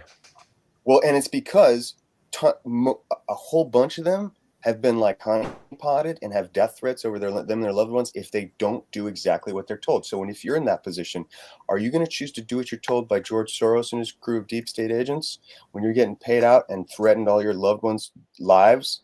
Are you going to just keep doing going along to get along? Because that's Okay, but if we make it simpler, when I was a kid and I stole a lighter from a gas station, I wanted it. I knew it wasn't for anybody's good. How old were you? That's perfect. That's perfect. Thank you. I don't know. I was like, as a kid, it was like before high Last school. weekend. Sure. Like a teen, like 9, 5. Oh, I was probably 11. Let's call it 10 or 11. Was that the first time you ever stole, whether it be from a store or from anybody? Like your friend had a little match card that you wanted. I mean, it's I can't remember that for sure. No, actually, when I was in kindergarten, I stole $100 savings bond from a friend's house. And so you wonder how kids are born sin, and you don't understand what were you going to do with the $100 bond? I didn't realize it was a real thing. I thought it was cool play money. But hey, Flo, we didn't create sin. I just want to throw that out there. Humans on this planet, we didn't create sin. It was here before us, someplace else, somewhere. There's nothing new under the sun. That's just a part of what we have to deal with now. The whole sin, yin yang, all that stuff. But we didn't create sin. You know what I'm saying? Check it out. Yeah, let's see us as like a universal family. Because even Jesus, when he said he's this morning star, he's referencing being a member of the star family, right? Everything in this universe is a member of the star family, no matter what being you want to define it to be, right? Can we agree to that? I don't know what a star family is. Well, Native Americans speak deeply about star family. BB, what's a star family? Thank you, BB. What's a star family? Yeah, BB. I want to know too. From my perspective. Well, I mean, and I don't know how Aaron's using it. So I hear people talk about, we all can be traced back to Palladians or Lemuria or, I don't know, other places in the universe. And basically, we're all stardust in human form. When I think of like my star family or my soul family is really how I think of it. Like, I think of our souls being, made up of many different fractals, and like each fractal is part of a different lifetime, right? And so like whatever didn't play out in another lifetime, we go back into the ethos before we come back into human form. That soul breaks up into many other souls, and so there's other people walking this earth that possesses a piece of once was another part of my soul in another lifetime. And so those are my soul family as I meet them in this lifetime, and like coming back together in a connection. Do you believe in twin flames? Not in the way that it's put out there. Do you think I don't that Jack believe and Paul there's are another twin person flames? walking around that's my twin flame. I believe I possess both aspects of it. Are Jack and Paul twin flames? Interesting question. All right. So do you believe God has created a partner for you? Let's ask you that. And for this, like, say, biblical wedding party, if you will. I think that there would be, I think not a specific partner. I think that God created lots of potential partners, and then there's where free will kicks in. Totally. But as far as like, you know, everyone's looking for like their most harmonious union, right? Like harmonious match. So it's like, I'm pretty confident that we've got that collectively, do we not? Somewhere? No. Okay. I mean, 50% of marriages end in divorce. I don't know how that claim is. It just seems obviously false, or maybe not false, incorrect. Well, I'll tell you why though. Check it out. What if we were actually living lawfully? Meaning, if the whole Bible's, because the whole Bible's all about this wedding party, which I know we're meant to experience every Sunday. Like going to church should be us going to a fun, Holy Spirit-filled wedding party. And when I say Holy Spirit, like the best emotions you can imagine. Open bar. And everyone's getting together. Well, I mean, Jesus made water into wine, so let's be real with that. Hallelujah. And so, Smith, did you hear that? I mean, what are wedding parties but like epic celebrations? Like, I mean, to me, they're really meant to be the best, are they not? So it's like, how cool that our book of law leads us into this wedding party, and how would our relationships be like on earth if that was the focus of churches, teaching people how to engage in, you know, holy marriage and our marriage with the Holy Spirit? Because really, that's why I brought up the common law of man. The reason why we know the common law of man is do no harm is everything in its original state is a measurable frequency of immortality or unconditional love. And that's why the original sin is truly conditional love. That's it. Conditional love is conditional life. All our evidence that we can observe in physics, sciences, confirm that. What did you say the original Okay, sin hold was? on.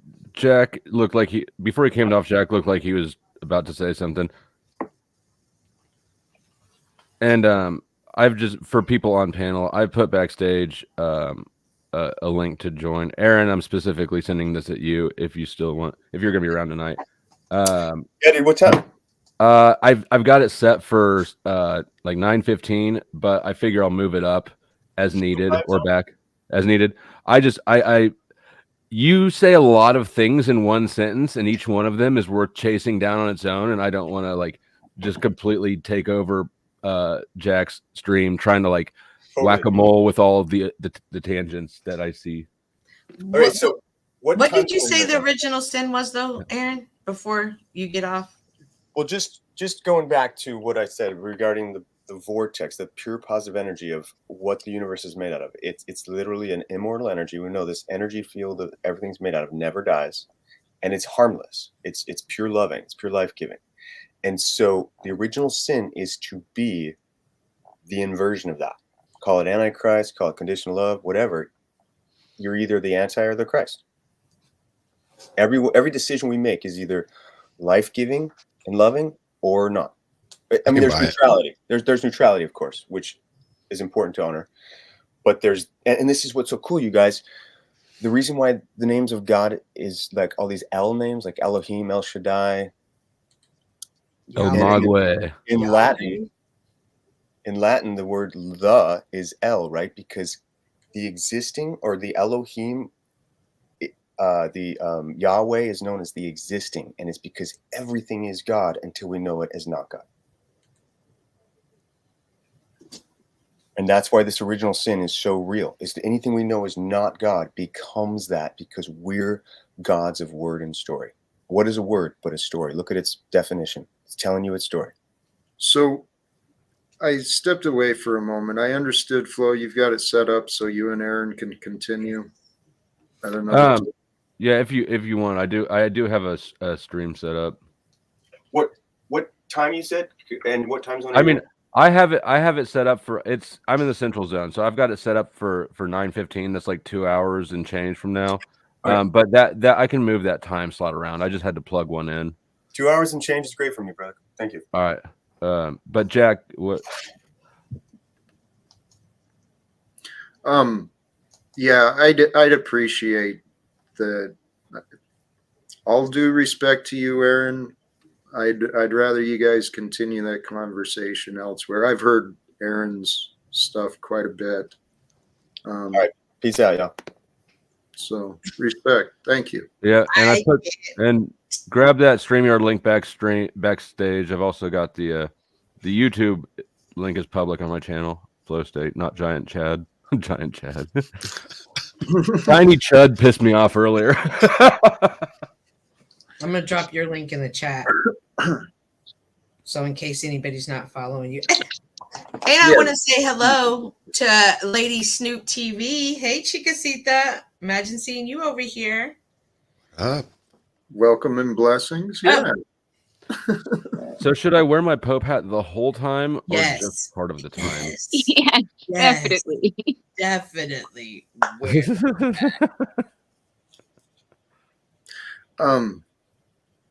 I don't mean to diminish either what was being offered.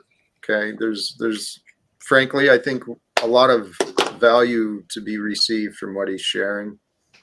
The idea of love and the honeymoon love, but I'll let him do that finesse and It's just every response he has so many like loose ends to chase down to, yeah. Oh, he's a little crafter, him. He is a crafter. Toilet Bowl Earth was evil, but not a crafter. Yeah, like so you know how there's word wizards, but he's even different than a word wizard. Mm-hmm. He's something else. Something makes me uneasy. Absolutely. It's because he's I was bisexual. totally interested. Aaron, you're free to hop back up. You can pull the link, and you're not excluded. Okay, I don't want that to be mistaken either. I'd prefer to be able to be involved in the conveation. And you know, pretty selfish of you. I know. Especially on your panel. Yeah. You know what's crazy? Hey, Jack, seriously. Hey, when I hopped on the other night, everybody was like, oh, this is Jack's like boyfriend. Like, this is Jack's like, hey, I think seriously, our frequency, it's pretty close. It's not like, you know what I'm saying? But it's pretty close. We're like probably like 20, 30 hertz within each other. You know what I mean? And Aaron, I don't know what it is, but whenever he starts to talk, I am in 100% agreement with what he's saying until 50% halfway through what he's saying, and then he goes left, and I'm like, and you lost you. Yeah, I'm like, all right. You know, we all do that, and what these conversations they can be mind altering. Honestly, yeah, deep conversations about the magic of God. It can really twist you around a little bit, but I enjoy it. And then Flo, go ahead. I was gonna say, and then Flo steps in and he says what I'm thinking. So I appreciate you, Flo. Well, that's my specialty. And this is what I hope for. I've benefited from Flo and others being kind of pressing back against some of the things I've said and helping me clear out some of the, word soup or whatever word salad I might have been dropping. And so I think we can all use those improvements. Go ahead, please. What upsets me most is like Flo had like a so simple question and TBE and Aaron make it so difficult. And it comes back to what I read. It's like no one wants to become a public figure acts in secret? Like, or do they just want to become public figures and just talk to hear themselves talk? Or are they really genuinely, that's not such a hard word for me to say sometimes, are they genuinely trying to answer your questions and help you on this journey that you have a question, and whether the answer resonates with you today or years from now, they're not giving you one to even plan. They're throwing everything at you and you don't even know what to catch. So you're just going defense mode and you block it Well, up. and so that, I mean, that's partly a correct assessment and it's partly a wrong assessment. I know that I don't believe that there's an answer to this. Mhm. And that's why Right. I don't believe it's the truth. Now, if I'm wrong, if somebody can answer it, I'm definitely open to that. But But if they can't answer it, I think that everybody has an obligation to look at the truth, or else they're living in a lie, which is a sin. So I think that people like TBE, he understands what I'm doing, and he understands that he is in an indefensible position, and so he obfuscates and lies to cover his lies.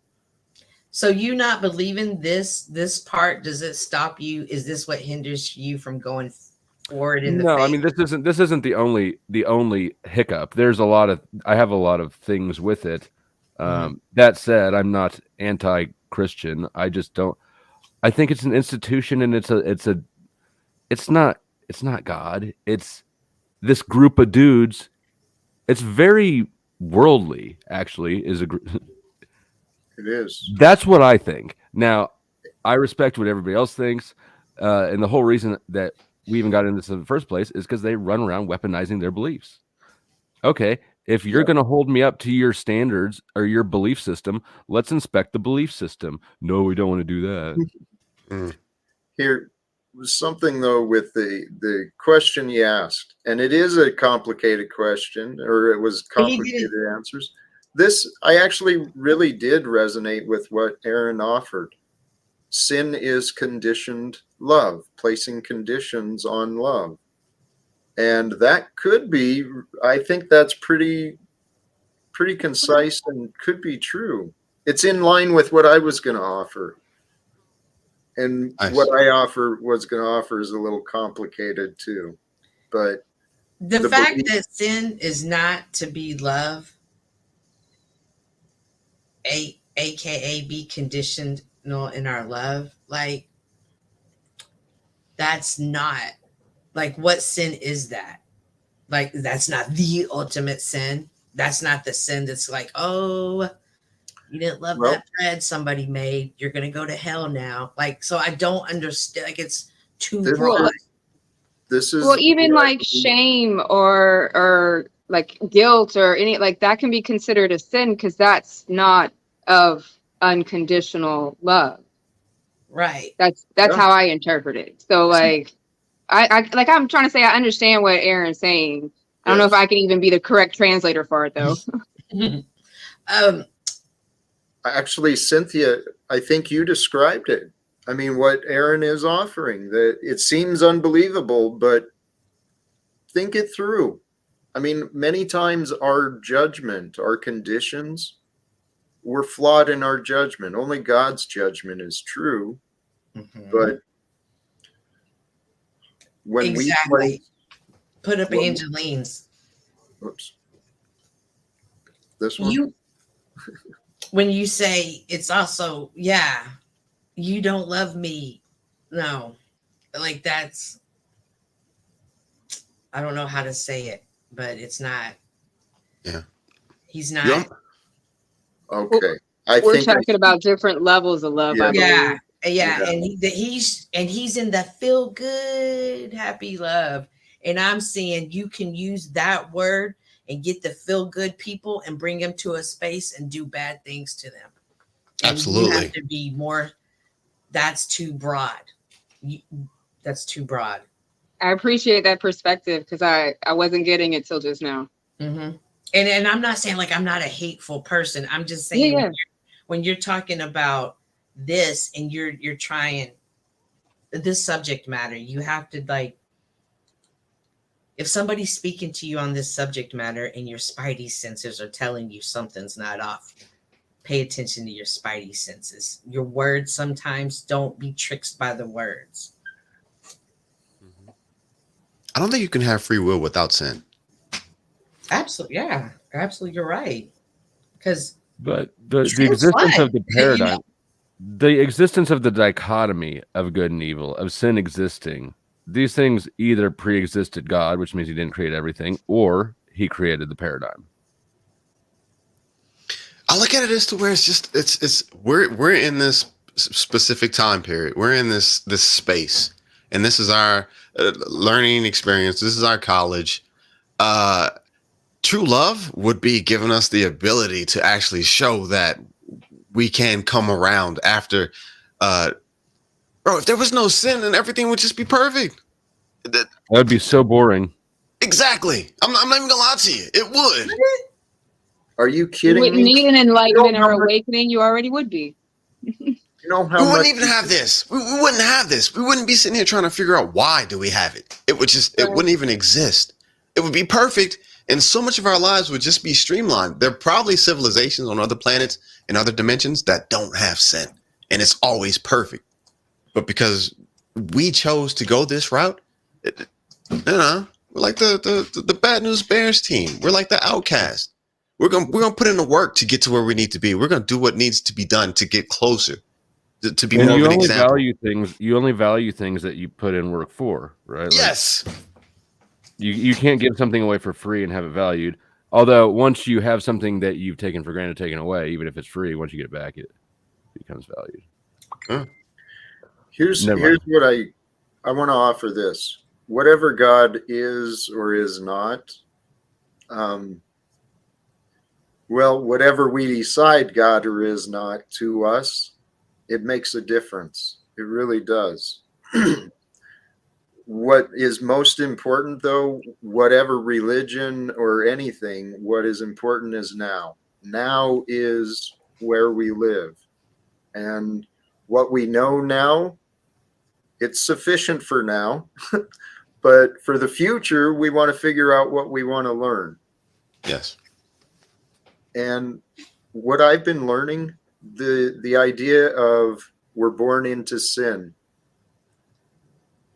the idea that God is not with us, is that not a sin?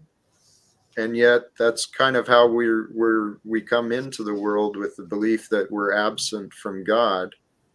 I don't know if we're brought into that belief or if we are taught Fair it. I think that, I mean, if you look at the mental brainwave states of like at 1 through 5, you're basically in a hypnotic state where you're just absorbing and programming information, the world around you. So I don't think, yeah, I mean, we would be taught that, I would think.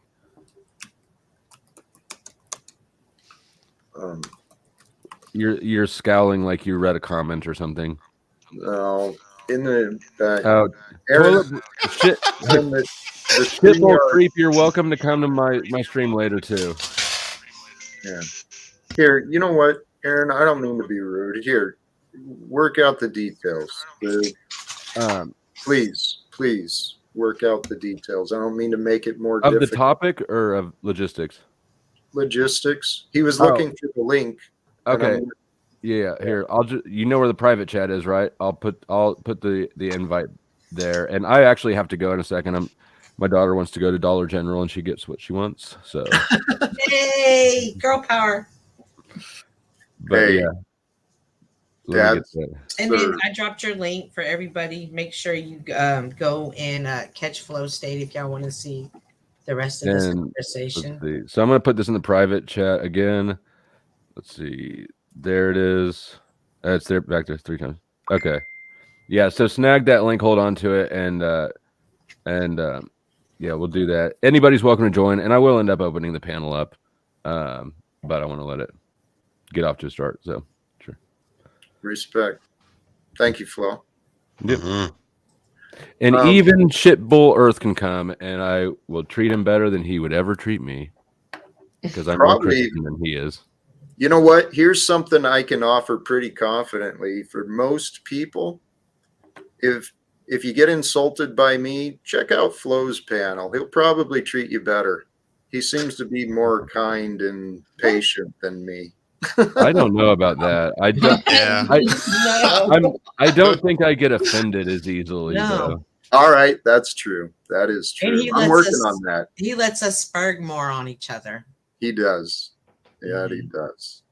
You Well, know, because every time somebody comes at you, like think about when you go at somebody else, generally it's going to say a lot more about your own life than the person you're actually going at. I mean, people live in their own worlds, myself included. So I just actually, not to divulge, but it was Aaron earlier. He reminded me and challenged me that, you know, when I'm on these panels, it is the time for me to do as I say. If I want to claim to be following the way, well, I guess it's up to me to show it, not be a contradiction. I'm working on it, but you're doing good. I know we all are, actually. Thank you for that, Flo. We all are. This is what I've been finding comfort with myself, and I encourage everyone, anyone listening, consider allowing yourself, giving yourself permission to accept, I'm doing okay. You know, Absolutely. at least for the moment, at least for right now. And if you can be okay right now, take a breath, right? Regroup, restart, and, you know, pick a new way. Find a way. Whatever is best for each of us, that's what we're supposed to do. But what is best? And that's where we've got to be careful, because God knows what is best. God knows what we need. And the way I judge that is what God gives me. Always remember you're where you're supposed to be. That too. And like, I've stopped trying to be in a rush. I've started like, this day is blessed. Let me be in this day. Amen. It's that simple, but it is so incredibly important. Here's what I think is going on in the world. And honestly, it's up to each of us to figure out what is real. Because what is real is important. But how much time do we spend focusing on what we think rather than what is real? We spend time about what we think about what is real rather than actually being connected and involved with what is real. Brothers and sisters, you're all what is real. I appreciate the opportunity for connection with all of you, especially on the panel. Even when I get reminded of my weaknesses and my arrogance. No worries. We all have that. Absolutely. We're all helping each other grow, though. That's what's pretty cool. And what I realized is when we can step back and allow God to be God, right? Allow God to be God, and I just got to be me. But God is pretty glorious, man. Pretty amazing. The way the sun rises predictably, it goes down predictably, you know, the seasons change. When I look at the sky and I see the sunset or the sunrise or the clouds, I think of what an artist God is. If he could make something that beautiful, why wouldn't he have made me that beautiful? Why wouldn't he have made you? And it's not just us helping each other, it's the chat, like the chat. Yes. Thank you. Gratitude. As a creator, streamer, whatever I am, I'm learning how to adapt with this chat. I'm trying to give them a little more love, but man, sometimes these chats are real jerks. Yeah.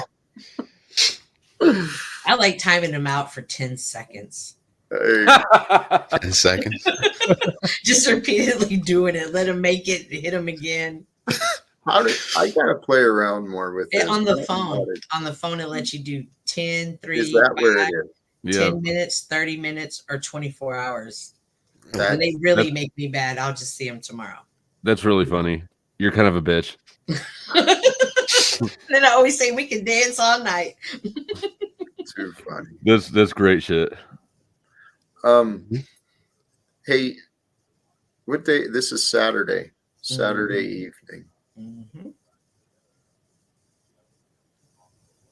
I'm debating. What is some feedback? What do you guys think for the viewers and for my intention? I was thinking a 2 to 2.5 hour chunk is probably pushing it to what I should be doing. But what do you guys think?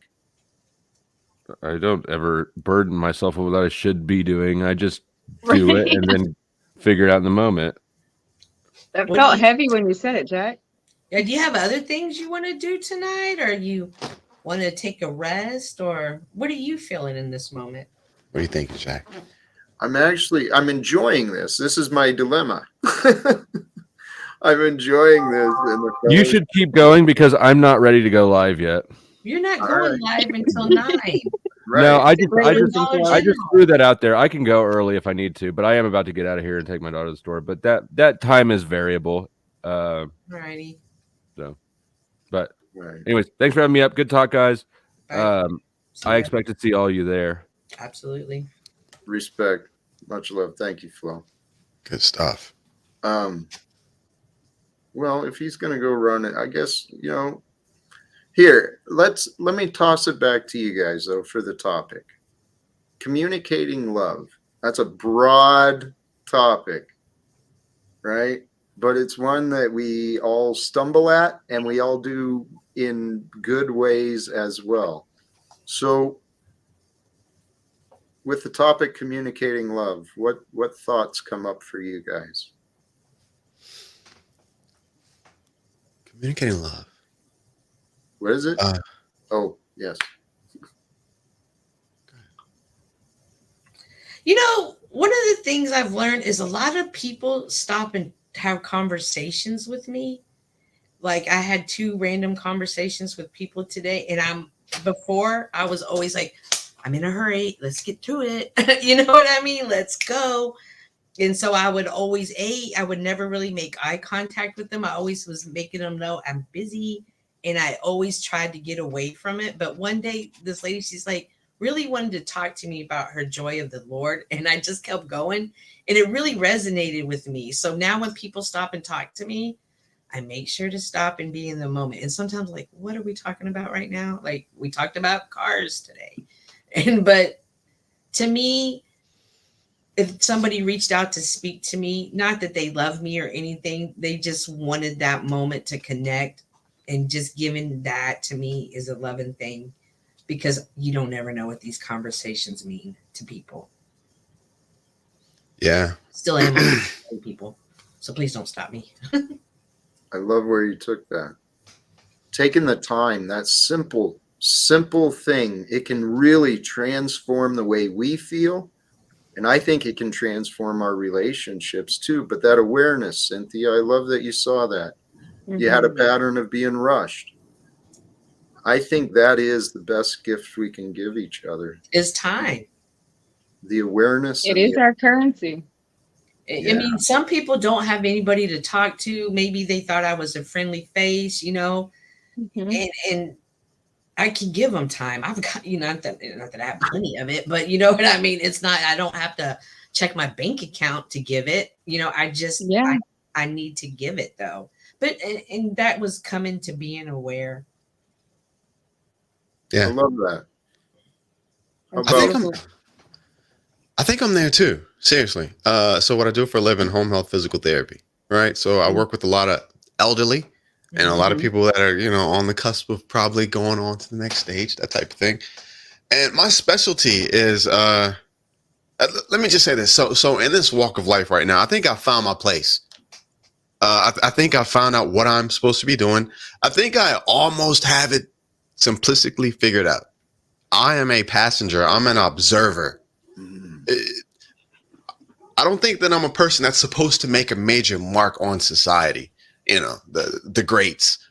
And so what I've done is Every person that, Cynthia, like you were saying, every person that I come into contact with, whether it's open a door at a gas station, holding the door open for a lady, somebody I'm working with that hasn't talked to someone in a long time, that are carrying a lot of, loads. Every person that I come into contact with, I make sure I take the time to let them know that, hey, look, me and you, this is our path. I'm so glad that I have this opportunity in this lifetime to meet you. It's going to be all right. And I have this very weird feeling that everybody that I come into contact with, I'll probably run into them again once this is done, some way, somehow. yeah. For sure. Yeah. So that's like my gift of love. To whenever you see me, it's always a hello, how are you? What's going on? Come on, tell me what's going on with you. That type of thing. And that's the way I give love.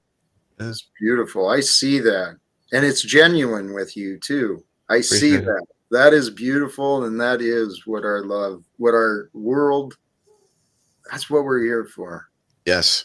And Josh, if you don't think that's making a huge impact on our world, I would beg to differ. Yeah. For sure. What about you, BB? Yeah, BB. I just like saying BB. I wish my name was BB. So that is came beautiful. around because I was a grandmother before I turned 40, and I was like, oh, hold that shit. I can't be mama, grandma, granny, none of that. So BB it is. I love it. No, Nana. I'm gonna be CC. No. Okay. Yeah. I'm gonna I be hear you. CC. We're just gonna take it in a whole new direction. Gotcha. But Yeah. I leading with love is how I live my life.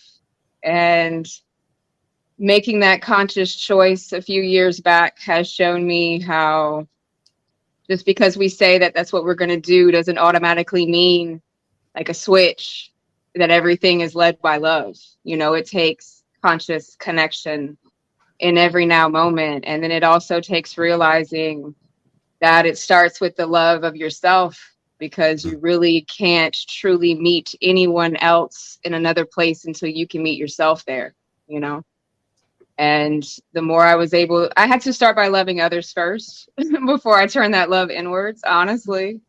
And now it's like this balancing act. And in every now present moment, being able to choose love and not fear, because to me, those are my driving forces. I can either pivot from this moment out of a fear and live out this timeline, or I can pivot in this moment and, live in integrity of love of who I now know myself to be.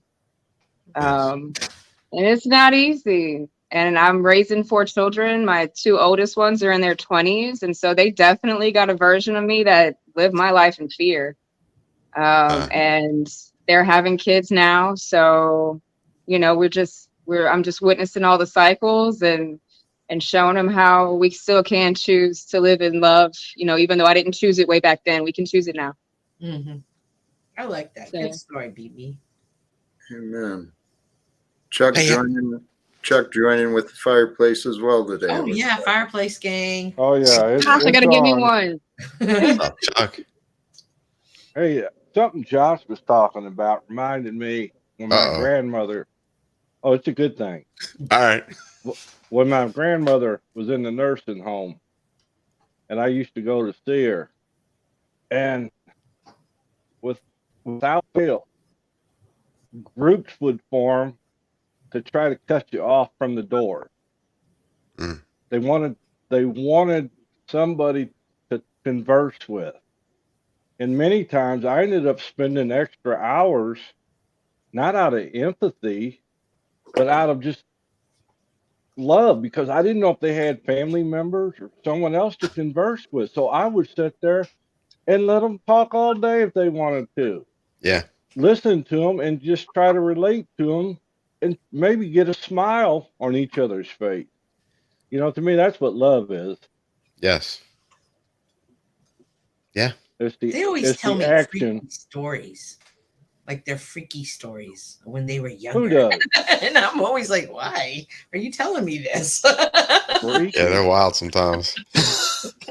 Hey, in the future, I would love to see our world changing to where, we do listen to the elders a little more. We're not just putting them in a place to be cared for by someone else. But that would require an entire reform of the slave system. But Well, we're we here got to to get communicate Soylent love. Green from somewhere. Well, I'm telling you, I'm confident that we are the generation here, this time of Earth. We are the ones who are, we're going to bring some changes. What sharing the light within our community, offering a little more encouragement. Maybe there's a lot of people, especially at this time. We are at a time where the darkness can be heavy. But the light, man, the light is growing strong. I see it Yes. in the mirror. I see it here on these panels. The light is what it's about. Yeah. Hey, the love, showing the love. Have any of you guys noticed that it gets a little bit harder to actually show the love now? I don't know if I'm getting older or what, but I'm finding myself in more and more situations now where I am holding the door open for that person, and they don't care if I'm holding that door open, or people are kind of. Things are changing a little bit. That's That been is going it. on for a long time. Okay. Yeah. Every you have every to since You don't give a gift in order to receive something back. You give a gift because you want to give a gift, Yes. right? Yes. And so, like, just find the others, Josh. Like, when your heart starts getting hardened like that, just find the others, because we pay Yeah. attention too. But it should not cause us to recoil because that person is not in appreciation.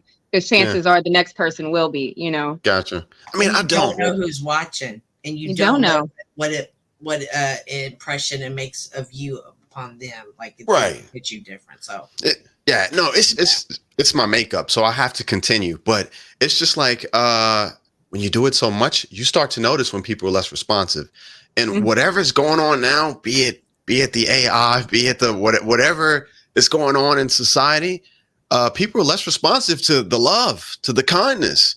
It makes me push it more, but still, y'all know what I'm saying. Well, the last Yeah. 3 years didn't help. Okay. Right. No facts. We got to be more separated, more hardened. Yes, exactly. Everybody are in their own little cubicle, and the lack of physical interrelationships with people disappeared. We were stuck to this thing we're doing right now. Or no matter what we were doing, it was always Zoom or telephonically, or don't go here and don't go there. Order your Not groceries. everyone You was. can't go in the store. Not everyone What? was. Not everyone. You're right. There's been a pushback, and this is the time. What I think we're seeing, the darkness is setting in. Those who are in the darkness, they don't see the light. They miss out on the good. And so, brother, I encourage you, continue offering the good, and even more so, knowing that it's that needed. Aaron, were you gonna pop in, please? I was just appreciating all y'all's input, and Josh and BB. Aaron, it's good to see you, bro. It is good to see brother. you. Good to see you, man.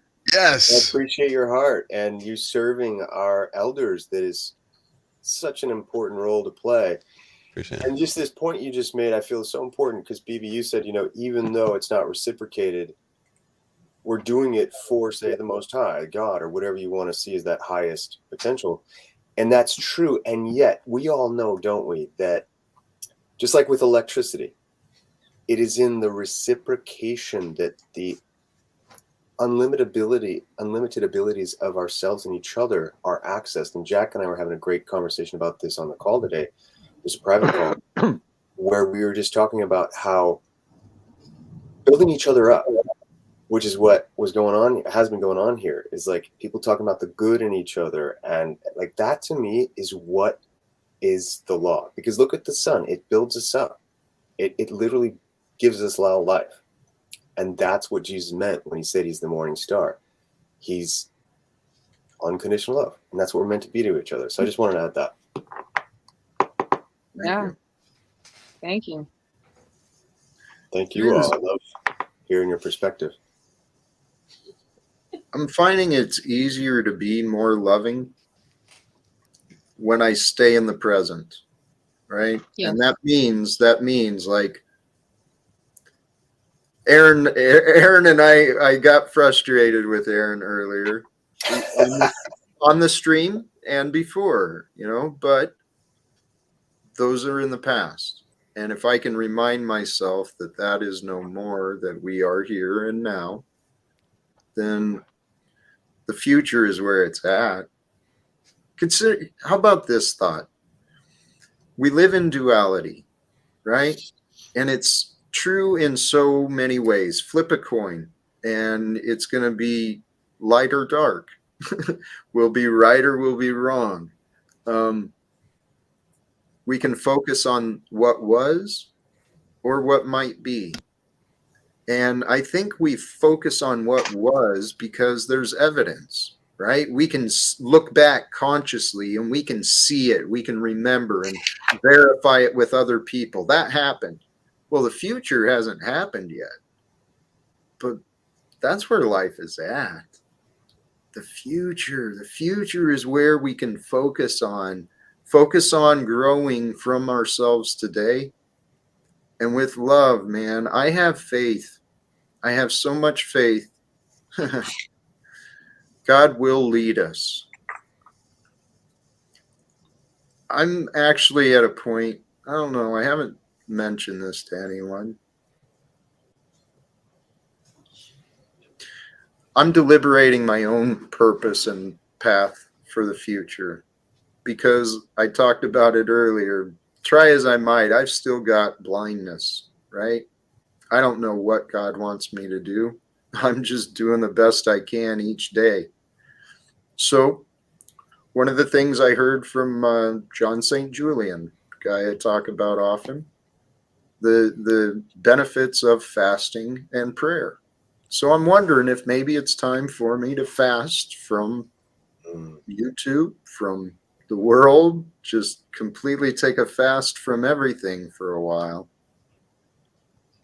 I don't know. It might be in my future, and I haven't figured out if that's going to happen. I was considering that today for myself.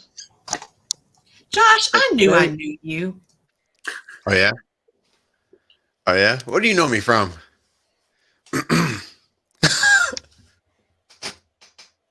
Cynthia.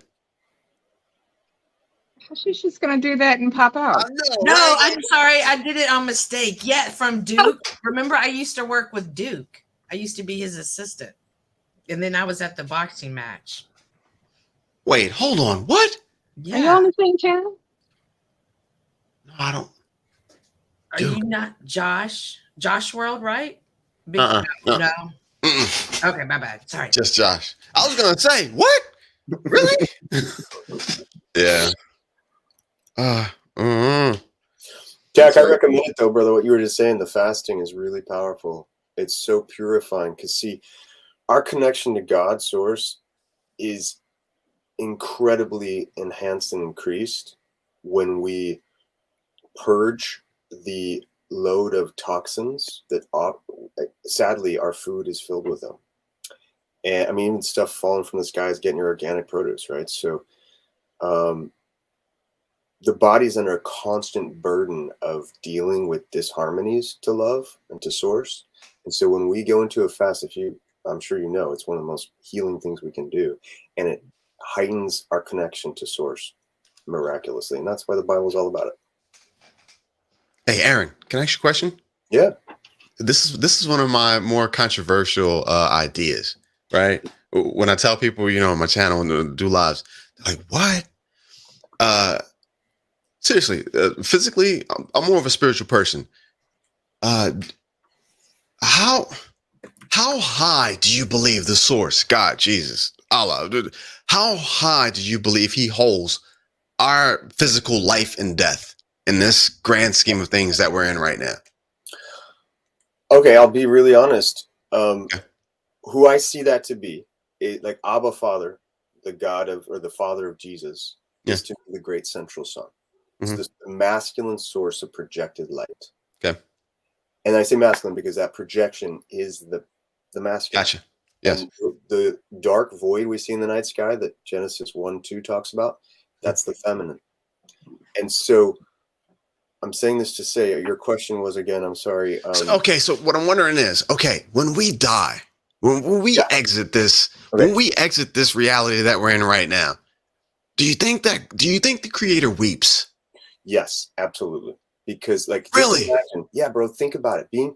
Think about being, say, the physical embodiment of Mother and Father, Son, and witness that, for one, body of Mother Earth was in that divine dimensional state of Eden, paradise, where in physics we know that when we come into harmonious union with Source, unconditional love, all it takes is like 3/300% of humanity to do this, and we will trigger dimensional ascent where all of Earth's body, Mother Earth's body, will become perfect again, subatomically. Like, and it's just the way we know. I'm with you, Jack. Yes. With cymatics, right? Cymatics, those little platforms that vibrate fibers like sand, create perfect geometries. Well, that's what the subatomic structure of reality will become, is perfect geometry, which will then render atomic structure perfect. Aaron, you know I'm a simple guy. Aaron. I'm a pretty simple guy. Yeah. So the question that I deal with a lot is why is there so much evil? Why do, war? Why do kids get killed? Why do some people have horrible lives growing up? Why do these things happen? Why are there millions of kids in Africa who don't have food to eat? Why does all this happen? And for me, I could be wrong, but I'm Cynthia. Hey, BB, I could be wrong, but where I'm at right now, I don't think that the Creator cares as much as we do about physical living. You know what I'm saying? I think that's something that us in our physical state, we fight for, we hold on to. It's not fair. Why? But for him, it's a blink of an eye. It's a second. He knows what comes next. So a lot of people, and this is something that, like I said, I talk to a lot of people about. Go ahead, Jack. Well, I love what you're saying. I've wondered, possibly, I mean, God created all of this for us, and then to see what we do with it collectively, I can imagine God just saddened. No, I mean, because think about it, as a father to your child. Yes. You're there to help. You want to help. You're begging for the child to help you, and the child's like, "No, I don't need you." Yeah, that's what we're doing. That's it. You nailed it. I'd like to answer Josh's question. Come on, BB. Because the way I see it, when you asked, does the Creator weep? I believe if I were to die in this moment, that the Creator would weep because my mother would weep, because my children would weep. Gotcha. Because those who know me would weep, right? I was raised Catholic, so I'll say that. I no longer view the Creator, because that's what we're using in this conversation, as an embodied person in any way, shape, or form. I don't see it in that way. Yes. So I agree with what you're saying, that us humans are the ones that hold on to that the most and fight for that the most, because it's a huge fear. Yes. It's a huge fear for our human form to face death, whereas Creator understands that we don't go anywhere. We just change into something else. Therefore, we're not actually disappearing. There's nothing to grieve other than the form we once were. I can appreciate that. The spiritual lesson. The earth has been so polluted. The Lord just took care of it. Like, it has been bad, like horrible. And as bad as we think that this time is, it's probably not as bad as it's going to get. I'm pretty sure it's going to get a lot worse. But when you said, does God care about our living? What did you mean by that? Like, I didn't understand that. So could you clarify that for me more? Yeah, it's kind of weird. And like I was saying, I feel like I almost have this thing figured out. But I told you guys what I do for a living, right? Mm-hmm. So almost on a monthly basis, 2-3 people that I have, gotten close to, we've talked, what do you, that type of thing, they expire. And so I guess from that experience, I almost understand that, like, it's almost, I hate to make it sound, it's almost mechanical. I know that it's going to happen. And yes, I'm so sad. I wish it could have been different, but you need to know where that person is at now. You know what I'm saying? I have no question in my mind what comes next. And the creator, Jesus, this is his setup. This is his deal. BB, I love what you said. The sadness will come from the loved ones that have spent time with that particular spirit, that soul. Listen, the fathers should be thankful that they've had their chance to raise a part of God for their entire life, to try and lead it into the right path. But that's just my thing. A lot of people say there's so much evil, it's not fair. How can this happen? And what I try to tell them is that I don't know if it's that big of a deal. It's the experiences, good or bad in life. That's what builds the soul, the spirit. It's the bad experiences can almost be as building as the bad. I know we don't want them. They are. Well, They are. I learned a long We time have to have these bad experiences. Otherwise, how do we know what we don't want? Like, obviously, I just feel like that's where humanity is. We're playing it out to such the umpteenth extreme until we decide to catch our fucking heads and say, hey, we don't want this no more. And we can change course. And the world doesn't have to continue to be as polluted and everybody hating each other and all this shit, right? It's why is there so much evil in the world? Because they had to be. Obviously, as humans, we're stupid. We are stubborn. Sorry, not stupid. We're stubborn. And some of us can't just learn by observing other people's experiences. We have to experience it for ourselves. Yeah. So why is there evil? Because there had to be. Gotcha. That's my short answer. And I don't ever look at bad things as happening to me. They're happening for me. Everything happens for me. Yeah. Has to. But that's a new way of looking at it, right? I mean, I don't feel like humans have been holding that narrative for very long in perspective to how long we've been on Earth, right? I don't know that to be true. I'm just guessing. But that's just a sign of our evolution. Like, yes, now we can see that there's nothing bad happening to us. It's just happening because it has to happen. I appreciate that. So what if we stepped into the position of, like Jack said, I think it was so potent, is that as a father or a parent, for those of you that are physical parents right now, is there anything more painful than to have warned your child and taught them the right thing to do, and then you watch them not do it, and you see them manifest horrific experiences that traumatize them, leave them with a lifelong, say, trauma that is affecting them? Like, to me, that's heartache, pain. And I do believe that Abba and Ima, Mother, Father, God, have that with us consistently. And if you really just go into their presence and see what they asked us to do, and when we do it, like, even though it sounds so technical and complex, I only say these vibrational truths because when we harmonize with their vibration, y'all, all of our suffering will end. And we've got all the proof for, like, physics wise to confirm this. So it's just like, all we need right now is to stop learning through pain and to say, okay, we're going to do what our parents said. That's all we need. And we will literally enlighten and ascend. Aaron, do you think that God has human emotions just like we feel? What makes us sad makes him sad. What makes us happy? Do you think his emotions are just like ours? We are made in his image, are we not? Absolutely. Do you think his image or his emotions are like ours? Do you think Very that much. his mind is like ours? Yeah, Come on, Cynthia. You can't love someone right without empathy, which is to be in their emotion. Can we not? I mean, let's get real.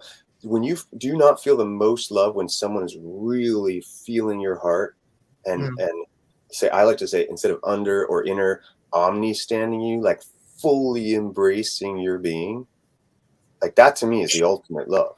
It's, I don't know if I want to say vain to think that I could have the same of the creator of the earth, who knows everything, that has created day and night, who makes art in the sky. Like he's superior to me. Okay, yes, so I can be made in his image, and yes, I can be made, but I'm still human. I am still flawed, and I still need him to guide and direct me. And I just don't see someone that superior who I follow as being someone who has the same emotions as me, who could be petty, who could be vengeful, who could be all of those things. So I never try to put myself on that level. So when you do that, it's a I hear you. barrier between us. Okay, and that's Was it? a good point to bring up. Go ahead, Chuck.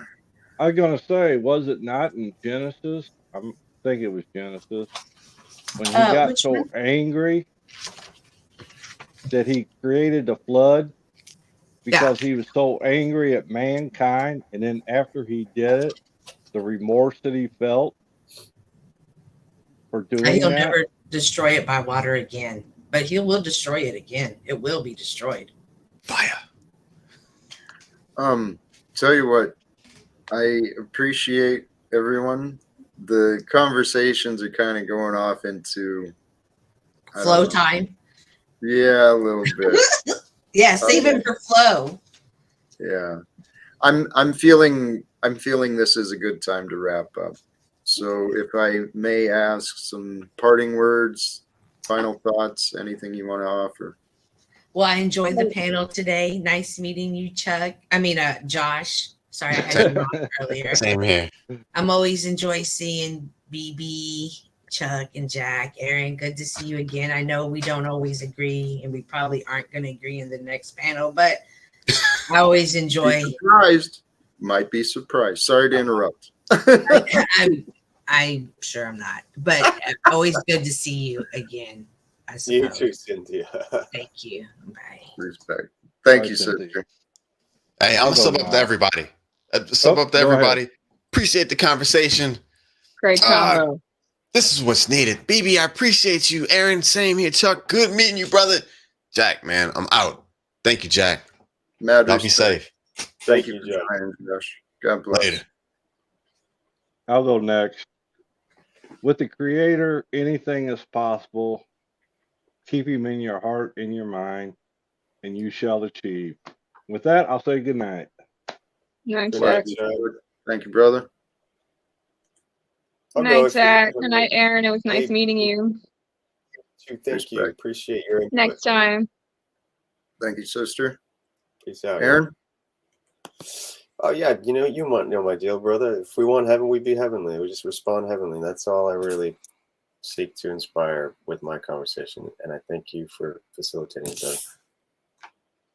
Respect. Hope to see you later. I'm gonna drop the link to Flo's YouTube in the chat. And thank you, Aaron, BB, all who joined today. Sincerely, I appreciate on the panel and off. We got into some great, deep conversations, in my opinion. Important things regarding faith, regarding conditions on love. What is it that's going to make life better? What is it that's going to bring forth greater into the world? And we've had some amazing testimonies, and people have been courageous enough to share some of their real experiences. And as I just realized that, I neglected Miss BB. We'll continue again another time, hopefully. But brothers and sisters, the idea of communicating love. If you can recognize and accept the mystery of love, the mystery of life, those two things are intertwined. The essence of life is to communicate love. And if we can communicate love powerfully, righteously, meaning with kindness, with grace, with patience, and that was the other thing. I meant to bring up some of the scriptural references on love. We know love. We can communicate love best by offering what is best. And what is best of us is our presence. And so to be present with another, that is how we show our love. To truly listen, to truly try to understand, to truly care and connect. And when we connect with our hearts, brothers and sisters, when we connect with our hearts together, that is what makes dreams come true. That's what brings forth the memories and the connections that last lifetimes and beyond. When we connect to each other through our hearts, by communicating and expressing love honestly, authentically, and sharing it with purpose for one another. It doesn't have to be someone you know. If you can share love to a stranger, like Josh was talking, just the littlest things are going to do a lot. And brothers and sisters, the little things that others have done for me have inspired me to want to do a lot. And so I encourage each of you, please return again, join us next time, and we'll see what the future brings. Thank you again. Choose love, peace for everyone, and live without fear. God bless us all.